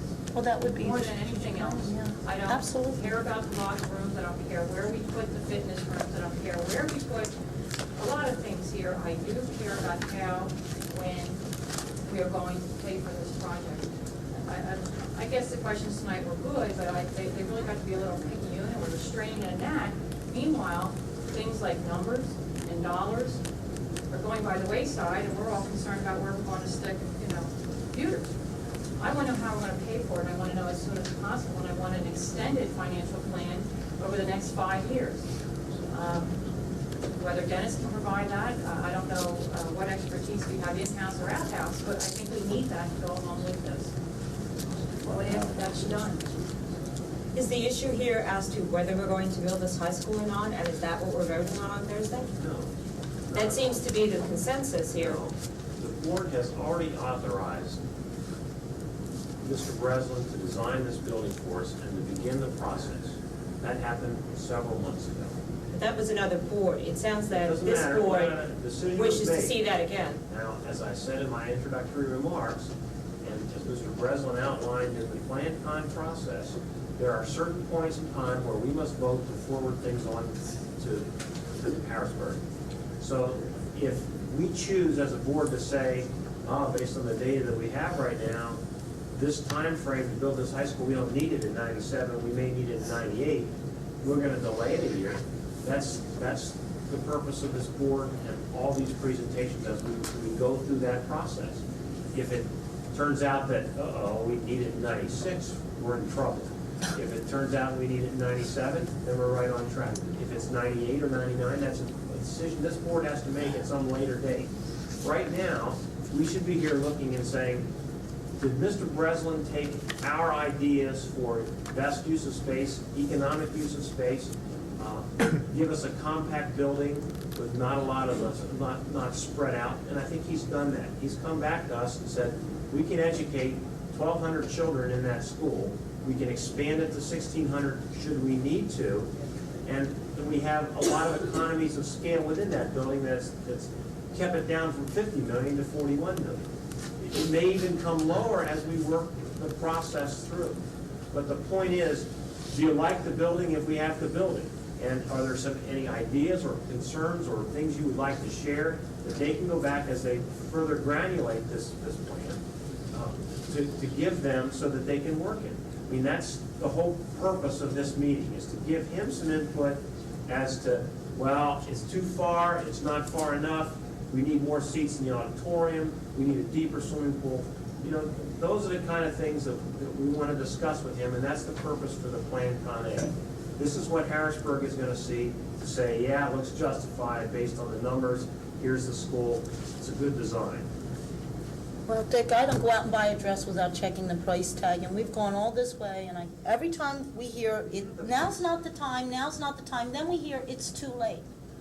That's the way things go, and then we find ourselves rolling downhill, and there seems to be no way to stop the snowball. I said, in no way did I say that the money part of that was not part of it. It's right on the first page. It's an estimate of what you expect to cost, based on the previous board who voted for this and said, yes, based on the data that we know at this point in time, that was to expect there to be a lot more students than we can possibly put in the North Penn High School West. Then we need to embark on this project. We started that process. Like I said, if we get down the road and we say, well, we're not gonna, and it's kind of close in the numbers, do you want to build it or not? And we say, well, it's not, then that's the board's process. If we get down the road and you say, we're not gonna build it, but we know that we're gonna have too many students for the high school, then we're being irresponsible because we haven't planned for it and had this building in place for when those students show up. Now, if you want your children to sit in a classroom built for 28 with 35 children in it, that's your decision. And then you vote, and you're one of the 9 people that will vote on that. But for you to say right now we don't need it, we don't know. Right now, based on the data, we need it. No one has said that. What we're asking for is an overall plan to incorporate the school. And Plan Con A, Plan Con B, that whole process, we're on the very first step right now. the thing that would worry me is that we worry about having the building wired for the computers, but we're not looking forward to make sure we have the money left to buy the computers to hook into the wiring. We have, in this Plan Con, Art has listed another $10.7 million in additional plant needs and cost estimates here. I don't know why they're listed here, it's the first I've seen them. Because you have to Are we do that. asking for financing? You have to, I'm not asking for financing. But- Some of the things that you see in there. We're going to have to do. You've committed financing to. When you look at replacement of fuel oil tanks, when you look at, we have money budgeted to clean up our corridor problem at Oak Park Elementary, a lot of those things we've A committed to. Disabilities Act. ADA, we're doing every day of the year, we're doing something as it relates to ADA. Well, we have 41 million for North Penn East, we have 14.8 million for Penndale, and then another 10.7 that's listed in here under plant needs and cost estimates. Vicki, please And I'm don't just say, saying- the Department of Ed asked us to come forward with a long-range plan, and I would be irresponsible to this board if I didn't tell you, in my professional opinion, with many engineers and architects, what needs to be done in the future. I'm telling you tonight that you need to put a new roof on North Penn West sometime. I show that in here. I'm not saying it's next year, but I need to bring that to the It's fore. nearby, and I don't want, it's it's not nearby, we're not leaking, but I don't want surprises when I show that a boiler needs to be replaced, or when DER tells us by 1998 all our in-ground tanks have to be replaced. And as we speak, we're doing Gwynnor and the high school on a regularly scheduled process. There is a lot of money in the existing bond issue to cover many of the things that are shown here. Money set aside at Oak Park $750,000 to correct the problem that we have up there with doors, windows, and corridors. That's your discretion. You don't spend that until you award it, or until you, and not even when you appoint an architect to do the design. The night you award the bid is when you spend that money. But I mean, we know, we have surprises, and it's no different for us as it is for you as a homeowner. We opened a boiler at the junior high that needs to be retubed. Not a big deal. But we know we have a boiler at Oak Park ought to be replaced. There's a crack in the casting of a sectional boiler. They're the kinds of things that we have to show the state in our best judgment, and it's been pretty good, our judgment, as to what we have to do. Is this just because we're applying for the new school? It's called I a mean, PEC. the If you feasible- read my summary, Yeah, I it would did. tell you exactly why we had to do this. Right, well, I saw this as I went through, and I was a little surprised because I saw so much on the various buildings and what was needed there. And, you know, I started adding this up, and We've there's had that on there 10.7 since in 1992. in needed facility plans, along with Penndale, along with North Penn East, and it just seems to me that the worst mistake any school district could do is to move forward without developing a financial management plan in order to deal with the incoming expenses that such a massive expansion project brings. And to me, that's in the best interest of every child's education inside this school district, is that when we do it, we make sure we move very carefully and responsibly. We move very carefully, and that's why I gave you a feasibility study, which is one part of what you're alluding to.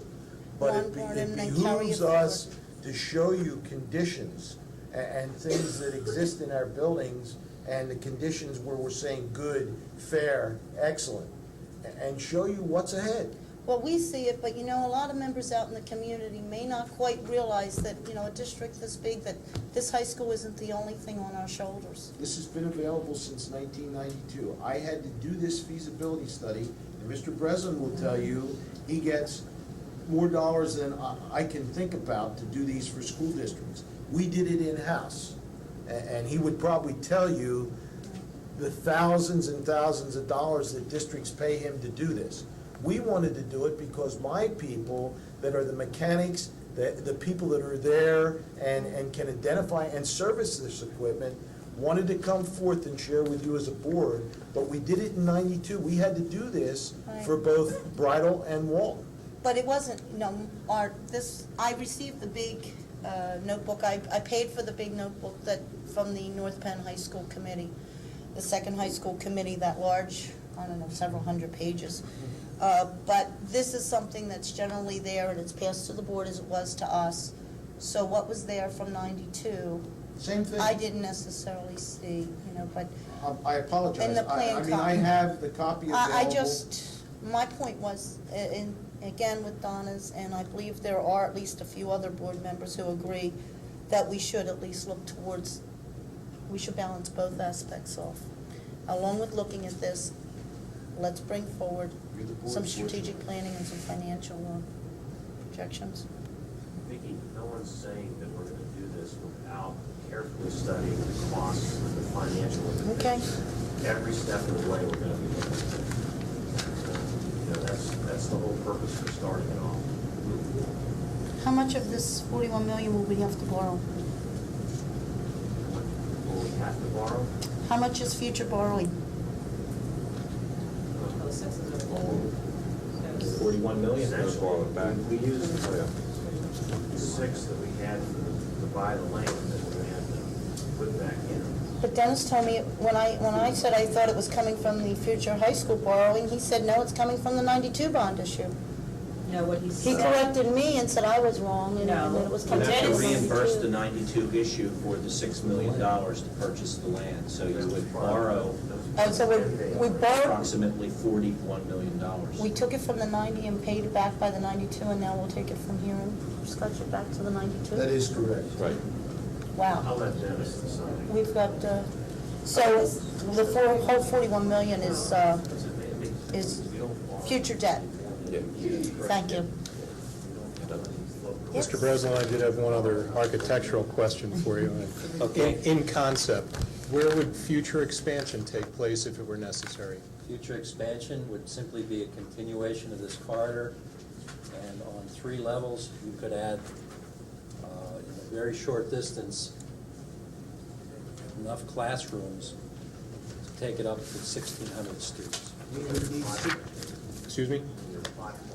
It's got it right there. Oh, I'm sorry, I didn't. Little David, we dotted would line. need 16 additional classrooms to increase capacity. But they would go right on the end on Right 3 the end. levels? And what is drawn is to scale. Okay. So you can see it doesn't necessarily consume a lot of additional space, as long as it's 3 levels. I have a couple, oh, go ahead, Terry. Big question. This may be in here and I don't see it. Do we have an elevator for? Yes.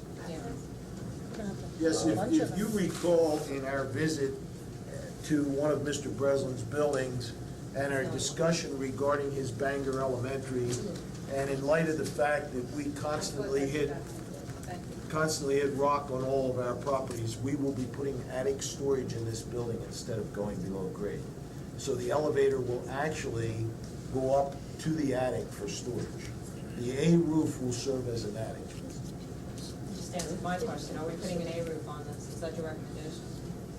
That's our design intent at this point. I went there. And I think it shows up where the sloped roof areas are, if you see the shaded area on the site plan. It would be over here, over the gymnasium, over the auditorium, over the stair, and also a pyramid-type roof over the library. There will be other areas with a low slope, though, because the building's too huge to have it. But the sloped roof area is here, here, around here at the entrance, the auditorium, the gymnasium. And here is the extension, and that's a realistic projection if you make it a 3-story addition, which would be very economical in the future. What you have to add to take it up to 1,600 students. How do you continue that roof over the building 16? Nancy's part off and continue the. Keep going along the way. No, this roof, the steel framing under here is like that. So when you just build that, you build it the same way and extend it. Mr. Breslin, what's your opinion, or what's the trend been in construction costs over the last couple of years? I know we've had a real down cycle in the costs for our elementaries. Are you seeing that continuing down, leveling off, going up? Going up slightly. It's not going down. It's not leveling off. The trend is beginning to go back up. Fewer and fewer contractors, there's been bankruptcies, and I think the bottom is out and the trend is back up. Is there more construction or just less people to do it, do you think? I think there's been more bankruptcies. There's a lot of firms that used to bid our work that just don't exist anymore. They're just not around because they bid it too competitively and lost money and have gone out of business. I mean, I can probably name 5 firms in the last 3 years that built many of our projects that don't exist anymore. You mentioned the Bangor School, Lambert and Trary, that went bankrupt. B Construction went bankrupt. I mean, there's really a lot of them. A question about classroom size. The ones that we're scheduling for this are smaller. Are we ever going to run into a problem of class size between the 2 high schools, that the maximum class size of the east will be less than the west because of less square footage? Bill, I would think 28 square feet will not make a difference in accommodating students. Okay. I mean, it's not as though you're looking at 100 or 150 square foot difference. Could we give some consideration though to actually the smaller rooms that might be needed for having a divided What, Mr. population? Breslin, when you were asking that question, and the very thing that went through our discussion process with Dr. Elko and Don and all of us when we got together, once again, going back to a 60th scale drawing, we will have rooms that will have movable partitions. I mean, we've done that typically at Walton and Bridal, but you know, we didn't show them here. This is the refinement stage that we go through. One of the things we labored with was a large group instruction room, and we agreed that it added to the cost of the building. So we took 3 regular classrooms, put 2 very soundproof partitions between them, and that opens up into a large group instruction room for approximately 80 or 90 people. So there's still a lot of refinement, and the kinds of things that you were asking about, small spaces, subdividing rooms, that still has to happen. Okay, it's just that I mentioned the ones that would double, and I was looking to see if we could make some accommodations, because we know with the duplication of a program of studies that we have, we're gonna be running into it even more than where we are today. Are those boundaries the actual boundaries of the properties, or just the developed area? In other words, is that the extent of the property as we see it here with the lines on it? That's 15 acres to the left of the last driveway, for an example. Okay, there's 15 acres, that's what that represents, okay. And it looks to me that where the playing fields are looks pretty fully developed, but it's hard to tell with the overlapping field outlines. It's very developed. We always have problems, as you know, Vicki, with overlapping fields, but we will continue to have them in this setting. I mean, I don't think you could justify the necessary acreage to not have overlapping playing fields. That's why I wondered if there was land that, and you just scaled that according to what your developed area. The thing If we're we had not doing on that there's a plan, stadium. and the thing we hope not to do, we're overlapping, for an example, the end of a soccer or a hockey field with the outfield of a baseball diamond. So it's not as though we're as tight as we are at the existing high school with fields. No, We because also of- know that we have to add, we've had to add 2 additional soccer fields here for spring soccer. And, as we look ahead in the months ahead, we still have to find space for tennis courts on that property. I mean, we have the space to do it, but we haven't defined the tennis courts. They're not there. And another odd question about the jogging track is, I would think jogging tracks were supposed to be nice and level, except that there's a 20-foot difference in the elevation between one end and the other. Just, I don't know how to answer that, or whether you can or not, but it's just one of the things I noticed. I think it's intended as a racing track, a standard 400-meter racing track. You're talking about this. You're looking at Yeah. elevations, David? Yeah. That's because they've overlaid the fields without any consideration for level. I mean, they took a topo without leveling the Well, fields. I guess that was you build a track this way, or No, you don't build a track has track to this be way? level. That's just where it is, and all right. Is that for marathons? Sorry. Didn't want to think there was an unfair advantage between our team training, running uphill, and the other teams coming in and not being able to do that. How are the students that want to go from the field to their parking lot expected to access along this walkway and around this to the back area? From the field to their parking lot, you mean Yeah, this is their parking if lot? their students are parked there and they're after school and sports, outside sports, Depends where they're leaving from. because it looks quite a trek.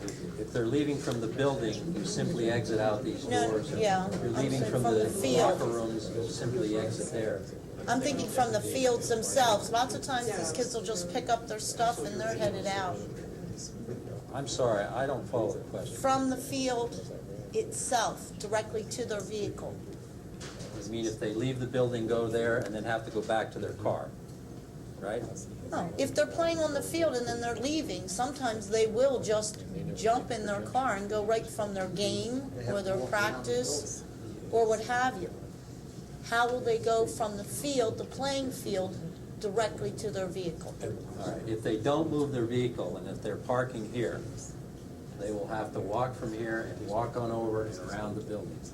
If they come out and take their vehicle and drive over here and park, they'll be right there. I think Or if they Mr. Carter- decide to take a shower, they can walk through the building. Then they'll go through. Right, thanks very much. But we haven't. I'm just wondering how they get around with the topography that's there. But we haven't really designated the 360 as student parking, you know, the 540s. Oh, that's faculty parking, right? Well, we haven't, there's nothing that says that's faculty. I want to ask a general question again about Plan Con.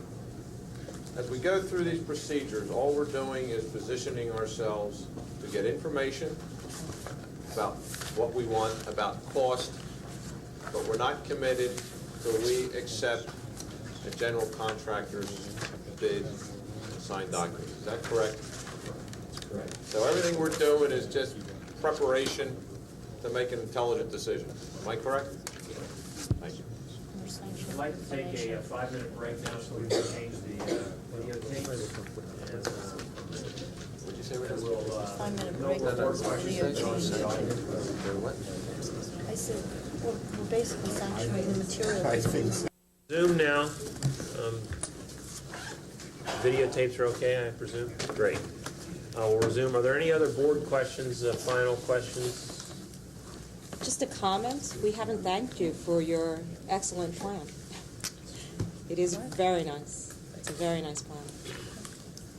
At least the thank comes from me. From all of us. Good work.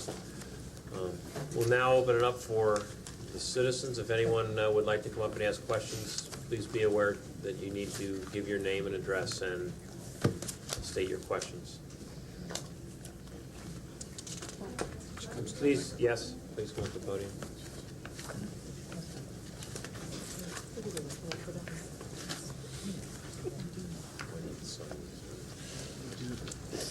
My name is Beth Nagurney. I live in Upper Gwinnett Township.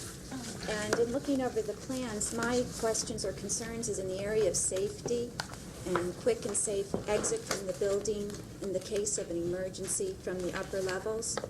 Will those 3 stairwells be the sole exit down to a lower floor? Mr. Breslin? Yes, they will, and they will be designed according to code. They'll be large enough, and they will exit directly to grade at the bottom. There will be doors directly to grade and sidewalks and so on. And for a person who's handicapped, will the elevator be usable to get down to grade? Generally, yes, the elevator will be, but there will also be areas of refuse, as they're called, in the stairwells where a person, let's say in a wheelchair, can get in, get protected by the smoke doors or the fire doors, and wait for rescue under the ADA compliance regulations. Okay, thank you. Ma'am?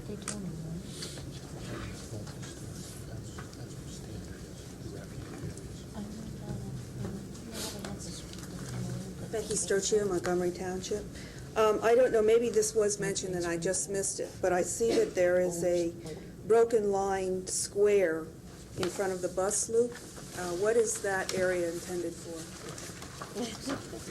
A rectangle, I guess it is. That's the area that designates the size of the soccer field, should the school district choose to have one developed there next to the parking lot. I would have to say that at this early stage, though, that that area may be necessary for storm management or storm retention. It's early in the design stage. And I also missed this, is the parking, is that designed for the 1,600 or the 1,200 capacity? We had a discussion as we met over the last several months of how much parking should be provided. And as Mr. Wood mentioned, what's probably going to control this are the regulations of the township and the ordinances, and not necessarily our view of how many parking spaces you need for 1,600 students. So if you were required to do more than this, where would you plan on putting it? It has to go on the site, and the area, for example, you just said, what is that square, may end up parking. That's what I thought it was originally, was going to be for Our future areas of parking. assembly typically drive the maximum number of parking spaces. Square footage of a gymnasium, seating capacity in an auditorium, square footage of a cafeteria. So that's what typically at this level, at the secondary level, would drive the parking. Okay. I noticed that the building, you pointed out that the slope goes down from Keenest Road roughly in sort of a diagonal fashion. And to me, that would indicate, excuse me, that the building would be somewhat lower than the grade level of Keenest Road by, what, 20 or more feet? Is that correct? It's lower than the automobile entrance, but it's level with the bus loop entrance. So if someone were standing on Keenest Road, say opposite that dotted line rectangle, would the profile of the building be lower than if it were level? In other words, how much of the building itself are you going to see from Keenest Road? You're going to see a lot. Let me explain it this way. Keenest Road slopes. So to answer your question, I have to know where you're standing on Keenest Road. But if you were at the highest level of Keenest Road, which is up at the automobile entrance, you're going to be well below the roof line of the three-story classroom and below the auditorium or the gymnasium. So you're not going to be overlooking a flat roof, kind of industrial-looking facility. Now, as you move down, the Keenest Road is lowest at the stream. Now, as you move down toward the bus loading entrance, you're going downhill. And when you get to the bus loading entrance, that basically is about level with the first floor of the building. So if you go in the bus loading area, the roof is 3 stories above there. But in other words, you will be seeing a lower profile of the building from the road than if it were level, or obviously if it sloped upward. Yes, depending on where you stand on the road, your vantage and your view will vary. Depending, if you're going to go up to the highest point of Keenest Road, obviously you're going to be 15 feet higher and down at the stream. I was wondering if there's any particular reason why the building part was put on the left side of the stream and the fields on the right and not vice versa. Yes, it's the demand for the quantity of playing fields requested. It just turns out that the area to the south of the stream is bigger, and it's logical because of grading and terraces to have all the playing fields in one area. The building is placed sort of in the middle where, for instance, the locker rooms are closest to the playing fields, and the building's in the middle where you have parking on one side and then the playing fields on the other side. The building's placed where it takes advantage of the topography. And then the other consideration is where the entrances could be off Keenest Road from sightline standpoint, and also spread far enough apart for safety so that the buses don't interfere with the automobiles. Is there anything that would dictate against changing the arrangement from the topography or other characteristics of the parcel? Yeah, I don't think there's not enough space on the north side to put all the playfields. If you wanted them all together? If you want them all together. Okay. The area to the extreme left, I believe it was stated in earlier meetings of the board that that's being set aside as a possible future elementary school site. Is that still correct? That's where we were told, and that's why we have it. It's a 15-acre site. And could some of that space be used for playing fields so that you wouldn't have so much overlap over on the right-hand side? Wouldn't be practical from a maintenance standpoint, lining, maintaining, mowing. To have that kind of a spread becomes very labor intensive. And you can see the distance that you would, when you leave the locker room, the distance that you would have to walk to get back to that area. Thank you. Okay. Other questions?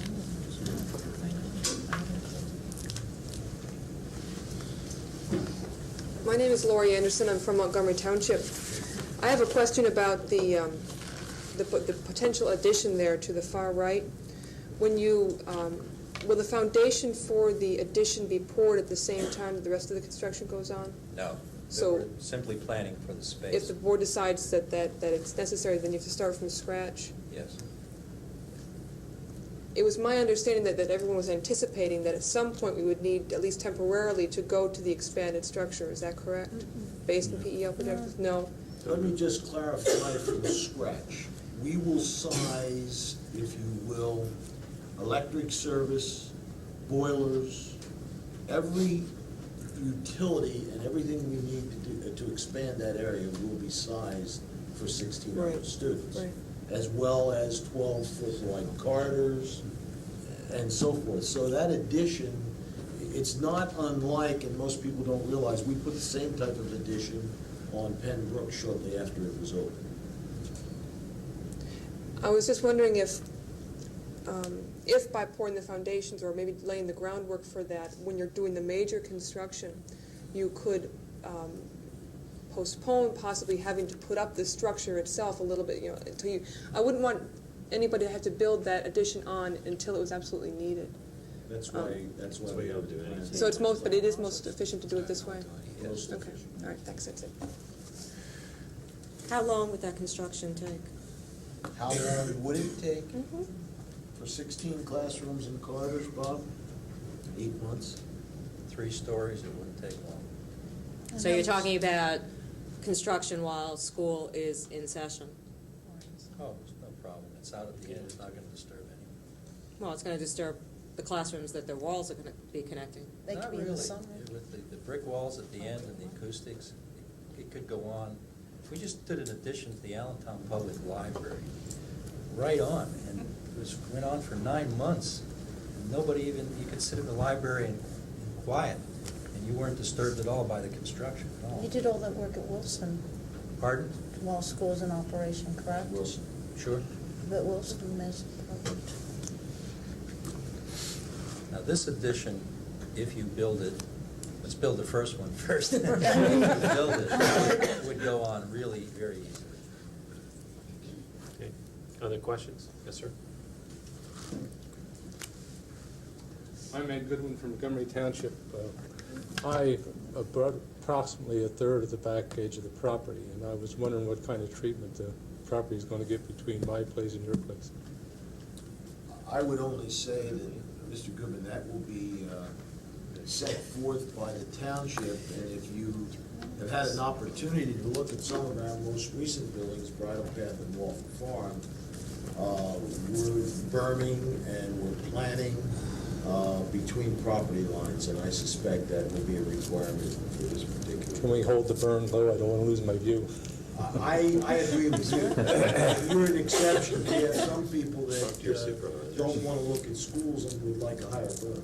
Well, the practice fields are no problem. It's the lights would be the biggest problem I can foresee. The only thing would be lights in the parking lot. Would they be hitting your, the parking lights would be the only ones that would be hitting your property? Well, I don't know whether you're going to light the practice fields or the tennis courts or what. Where are the tennis Well, they're not courts? going to do the Which There are no portion of tennis your courts. property, Pardon? He's up where here. did you fall on the property line? South side. The south side on the right-hand side. Near the So field? this, up in this corner, Keep thinking about south side of Chicago. you're up in this People who corner. are south side of Chicago. All the way along there. It's just at the airport.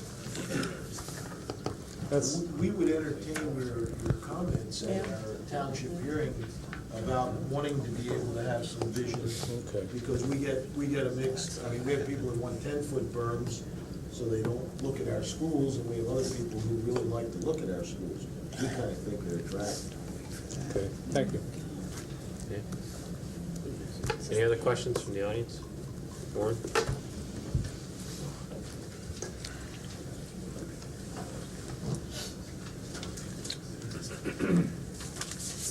Warren McNeil, North Wales. 2 quick questions. Can you possibly explain what this area down here is? Is this to be a... Track and field. I know. The rectangle? The rectangle is the distance. Oh, the rectangle area? Yes, with the diamond, with the... I think, Warren, I'd have to look at that more closely. That may be another season other than, that may be a practice football field, that the discus goes over. Any thoughts as to the covering on this 400-meter track? It will be an all-weather track. All weather, okay. What about seating? Am I to assume the little square is the seating for track for this? Yeah, actually, our plan in the initial discussions we had was to build a center section of seating that may be higher than normal, with the understanding that if ever we wanted to expand it, we could. But there will be seating for track. And the pool depth, any thoughts been given to the future recommended diving depths, since they have seemed to change in the insurance industry from moment to moment, case to case? I would deal with Mr. Breslin on that. We've had various discussions with the school personnel about the depths of the pool, and mental resources has certain regulations. And with some of the ideas that have been put forth, we may have to seek some variances. I can tell you that we're going to work with the pool consultant, probably Councilman Hunsaker from St. Louis. And we have a long way to go on this, and there's been some ideas put forth for waterfall and various other activities where it could work the diving end forward. So I guess I'm answering your question by saying we have a long way to go, and no decision has been made on that point. At this stage, we're simply indicating a shape and form and location in the building where the natatorium would be located. The details have not been worked out. Well, I would suggest that you check the largest insurance carrier has just come out with a new recommended depth. So I would Is this at the diving end you're talking At the diving about? end. And at the lower end? primarily at the diving end. All right. And we've been finding, too, that the state regulations at the shallow end really aren't deep enough, and there's injury for people diving in. So I appreciate your comments, and I thank you. Do you have the name of the insurance company? I'll give it to you. All right. Thank you. Okay, thanks. Other questions? Adrian?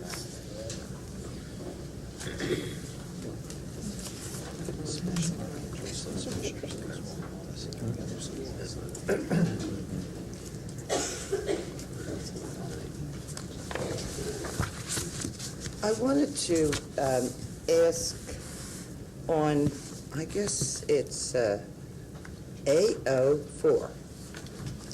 At the very bottom of that has site acquisition costs for 136 acres to be acquired, 5 million and so forth. Is that just a reminder, or is that included in this total 41 million cost? It's included, Adrian. It's included. You must show that on the plan con form. I thought we paid for it. That Haberstadt, Mr. Haberstadt, told me on 3 separate occasions, and a few other people, I can't remember, that we paid for this land. We did. We did. Well, what are we paying for it again for? Just has to be shown as the total cost of the whole project. No, we were told It's earlier. it's a line item in here to show the total cost of the project. Will that Yes. be, is that part of the 41 million? Yes. Mm-hmm. Well, if we've already paid for it, shouldn't we deduct 5 from It's just- 41? It's showing the total cost of the project. I know that. We're not gonna pay it. Dick We're not said gonna we pay have it to borrow twice. 41 million. You're not gonna pay it He twice? said that we do have to borrow 41 Or million. pay it We back? do. The borrowing pay it will back. be 41 million, Right. but we have paid it. So there's no misunderstanding. And there's 136 acres, I thought the tract was 145. 134.8 to be exact. 134.8, and this is wrong then, too. We will correct that. We've already. Okay, 134.8, we keep it up, we're liable to not have enough room to put the building on. Just joking, Art, just joking. I wanted to know if the cost of the 2 bridges are included in this. Yes, they are. On site. That's included in the on-site. One says pedestrian, the other says equipment. Does equipment mean vehicles? Means tractors, mowing equipment. And the pedestrian, in other words, no buses will cross the bridge? No vehicles will cross the bridges. Just the Private vehicles. the school equipment. All right. Yeah. And Probably put a driving range. I wanted to also ask about the months and months ago, we were given a pretty colored map, and on it, some of the parking spaces were on the wetlands or floodplains, of which, 90-some acres is in this tract. And somebody took my big maps. Mr. Weir gave them to me, and I guess they're an item to be treasured. anyway, I left the room and somebody took them. But on that pretty little colored map that we received from whoever the man was, from Lancaster, the parking lot was on a wetland or floodplain. And I wanted to know if the parking spaces now are off of that, because the United States Corps of Army Engineers doesn't cotton to that type of thing. The answer is yes. They are All off. your parking spaces are off of the wetlands or floodplains? Yes. And do you intend to, does the township, I suppose will have the authority, do they intend to widen the two access roads, main access roads, or one of them, leading into this property? There's only one road. You mean Keenest? Keenest Road. Whatever. We don't know that. Dr. Elko has talked with the township, they're anxious to meet, and we wanted to come first before the board, and I would think probably later this week or the beginning of next week, we'll begin a process with the township. They have assigned many of their department heads, code enforcement officers, fire marshal, highway safety, public safety, Mr. Henning, and so forth, to meet with us as we begin the development. And if there is necessity for widening, et cetera, will the school district have to assume or will voluntarily assume some of the costs? Adrian, as long as I've been involved with this, we really don't volunteer anything. That was just a sweet gesture on my It's kind part. of set forth as to what we will do, and it's very clearly listed under the proposed room schedule that there's 1.717 million for off-site improvement. So we understand that there's utility work to be done, there will be curbing, and whatever is required of any project, and you know if you've driven Allentown Road lately, that we contributed pretty nicely to Allentown Road. Well, I'm sorry I don't get up that way, but I'll make an effort sometime to see what we've done. And just out of, I suppose, idle curiosity, my last question, on 6D, we had, I think it was 6D, AO or something. It had the technology, under business labs. Very specifically, 28 computers and 14 printers. Everything's so vague. Why did we come up with those particular hard, fast numbers? Well, we decided that when we went to Mr. Breslin with a design that we wanted to have 28 workstations in that particular lab. I see. And then on 6F, I'd like to know who's handling the specs for that particular facet.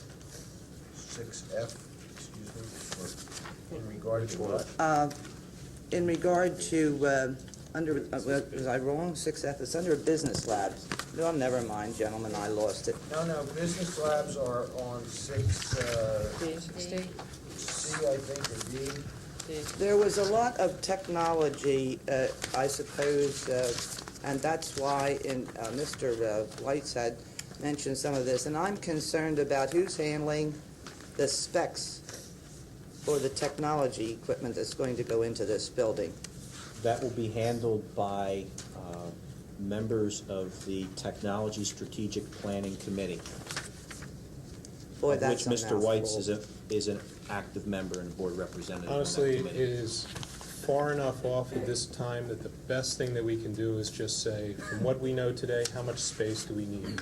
What will actually be there? 14 printers, one printer, 28 workstations, what the size of these units and the amount of space a student will need.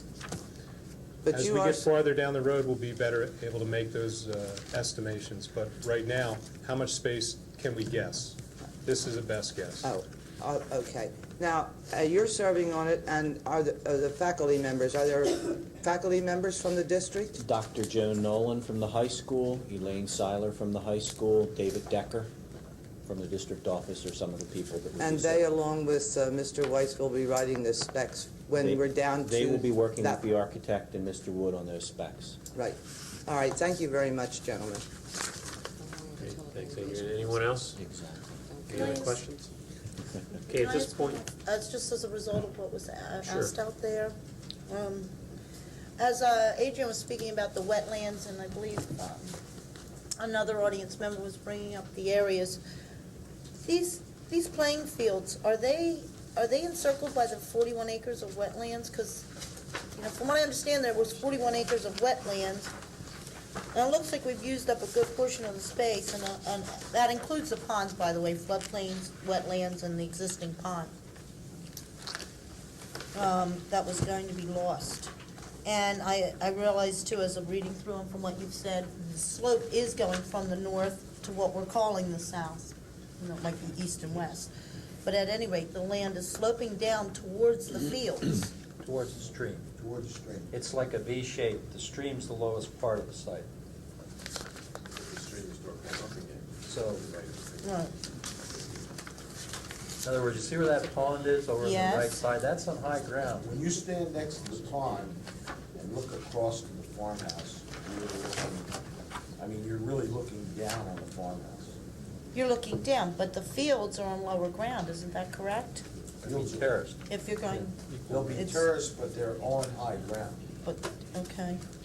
The flow of water, what I was going to ask about, what we've looked into as far as downtime for the fields in heavy rains. The fields will be designed quite differently than the fields we have currently at the high school. They'll be designed. Whereby the infields will be under drained, and that's the way they're doing the fields now.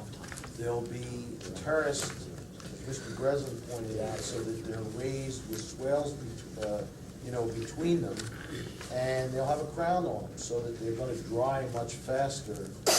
We will never win awards for our existing fields the way they were designed. So are these though in the wetlands areas No, they're not the wetlands. or floodplain, on the floodplain, Not any of that? wetlands. But you're going to be addressing that and making some accommodations so We're gonna the make fields sure will that drain. it's dry, and that we don't have to continue our spring sports schedule into July. That's what we're Yeah, doing. I just, I guarantee that the softball fields will be above water. And be under drained in the infield, which is the way they need to be. As opposed to now. okay, any other questions? Okay, we're going to adjourn the committee meeting and resume the special action meeting. For David and Terry, what we did was we waited for you, and so that was the purpose. That's why we recessed that. Okay, the item on the agenda is the superintendent's reports. I'll turn it over to Dr. Rocco. Thank you, Mr. Bowman. Page BA1, I recommend awarding the bids as listed. what are the bids? Phase 1 site work renovations for Penndale and the technology education dust collection system for Penfield and Pembroke.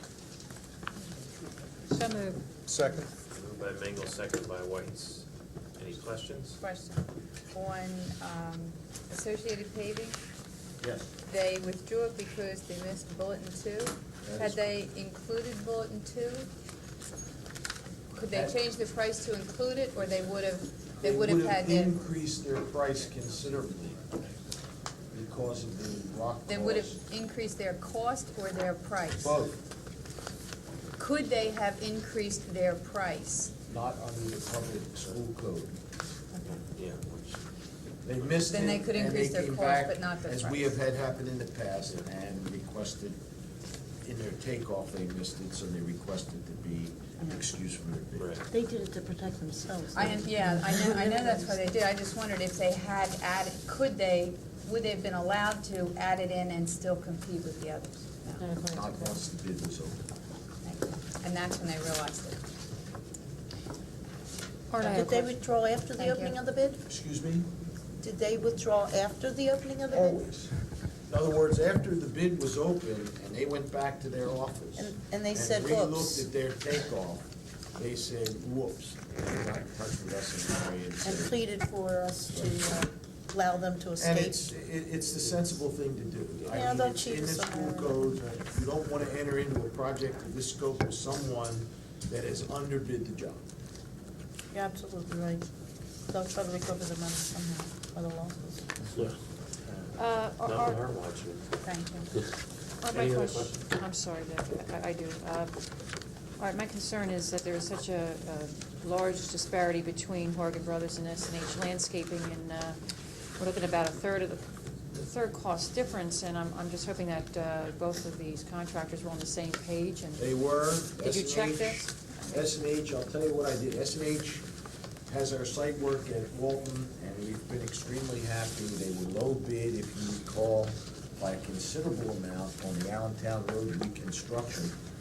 And we went back to them, and Steve Scrolls at Dirk Edson did a takeoff in his office, and we went back and discussed it with S&H, and I asked them specifically, you know, if they were concerned, and they said, Art, we did the job to make a profit, and we would like to do the job, and we're happy with it. And I suspect sometimes when you're very busy, and I don't know, I suspect I see a lot of work going on in the community by Sure, Horgan, sure. that if you're busy, it's not uncommon to put a number in. If you get it, If you get it, great. You're- But you're S&H, very happy. you say it's just hungrier at this point. very Okay. responsible contract. Right. The other thing, just a comment, I'm just so glad that we're moving ahead and doing the site work over at Penndale. I, have a lot of just emotional attachments to the building, and I'm just glad to see us not build something new again, but take something that we already have and show good stewardship and renovate it and keep it operating and respecting it the way we do. And I'm just always thrilled to see us do better with what we already have instead of building new and big and always. And so I'm glad we're doing this, and I'll be voting for it, of course, tonight. The question, I don't know for Art or Ken, is it true that we're not going to schedule playing teams on those fields now once we start that? Oh, we're absolutely gonna schedule playing. We're not touching the fields. The fields are fine. I thought part of the fields, we're going to put, the parking lot extends out to part of the work. No, we will, in phase two, which will be bid for startup June 15th, which is a much smaller phase, the tennis courts will be abandoned, and that will become part of the new parent drop-off area. Oh, so the parking lot won't come down any farther than it already is. Oh, great. That's good. Well, we have soccer scheduled in those I fields, know, that's so why I I heard a certainly hope rumor to not. the effect that once we start this, we're not going to be playing there, and I said, I don't think so. No, this is So when everything is numbering scheduled for township play. soccer. We have ninth grade athletics scheduled for the fall, spring on those fields, so. Good. Art, how far would this bid take us in the landscaping Well, it work takes that you us, have it's to an do? interesting bid, Vicki, from the standpoint that it gives us a new bus, a driveway that will be parallel to Penn Street. Okay, It gives us a retention basin, which we don't have now, which will be down near the alley. It changes that parking area down there. It gives us all new stairs going in to the annex and eliminates that and a ramp? or other whatever? area outside. There will be a ramp area. There's considerable concrete work, lots of sidewalk. Removal of some existing landscaping around the building that has become very, very leggy and unwieldy because we have to bring plasters in to do the drive-in.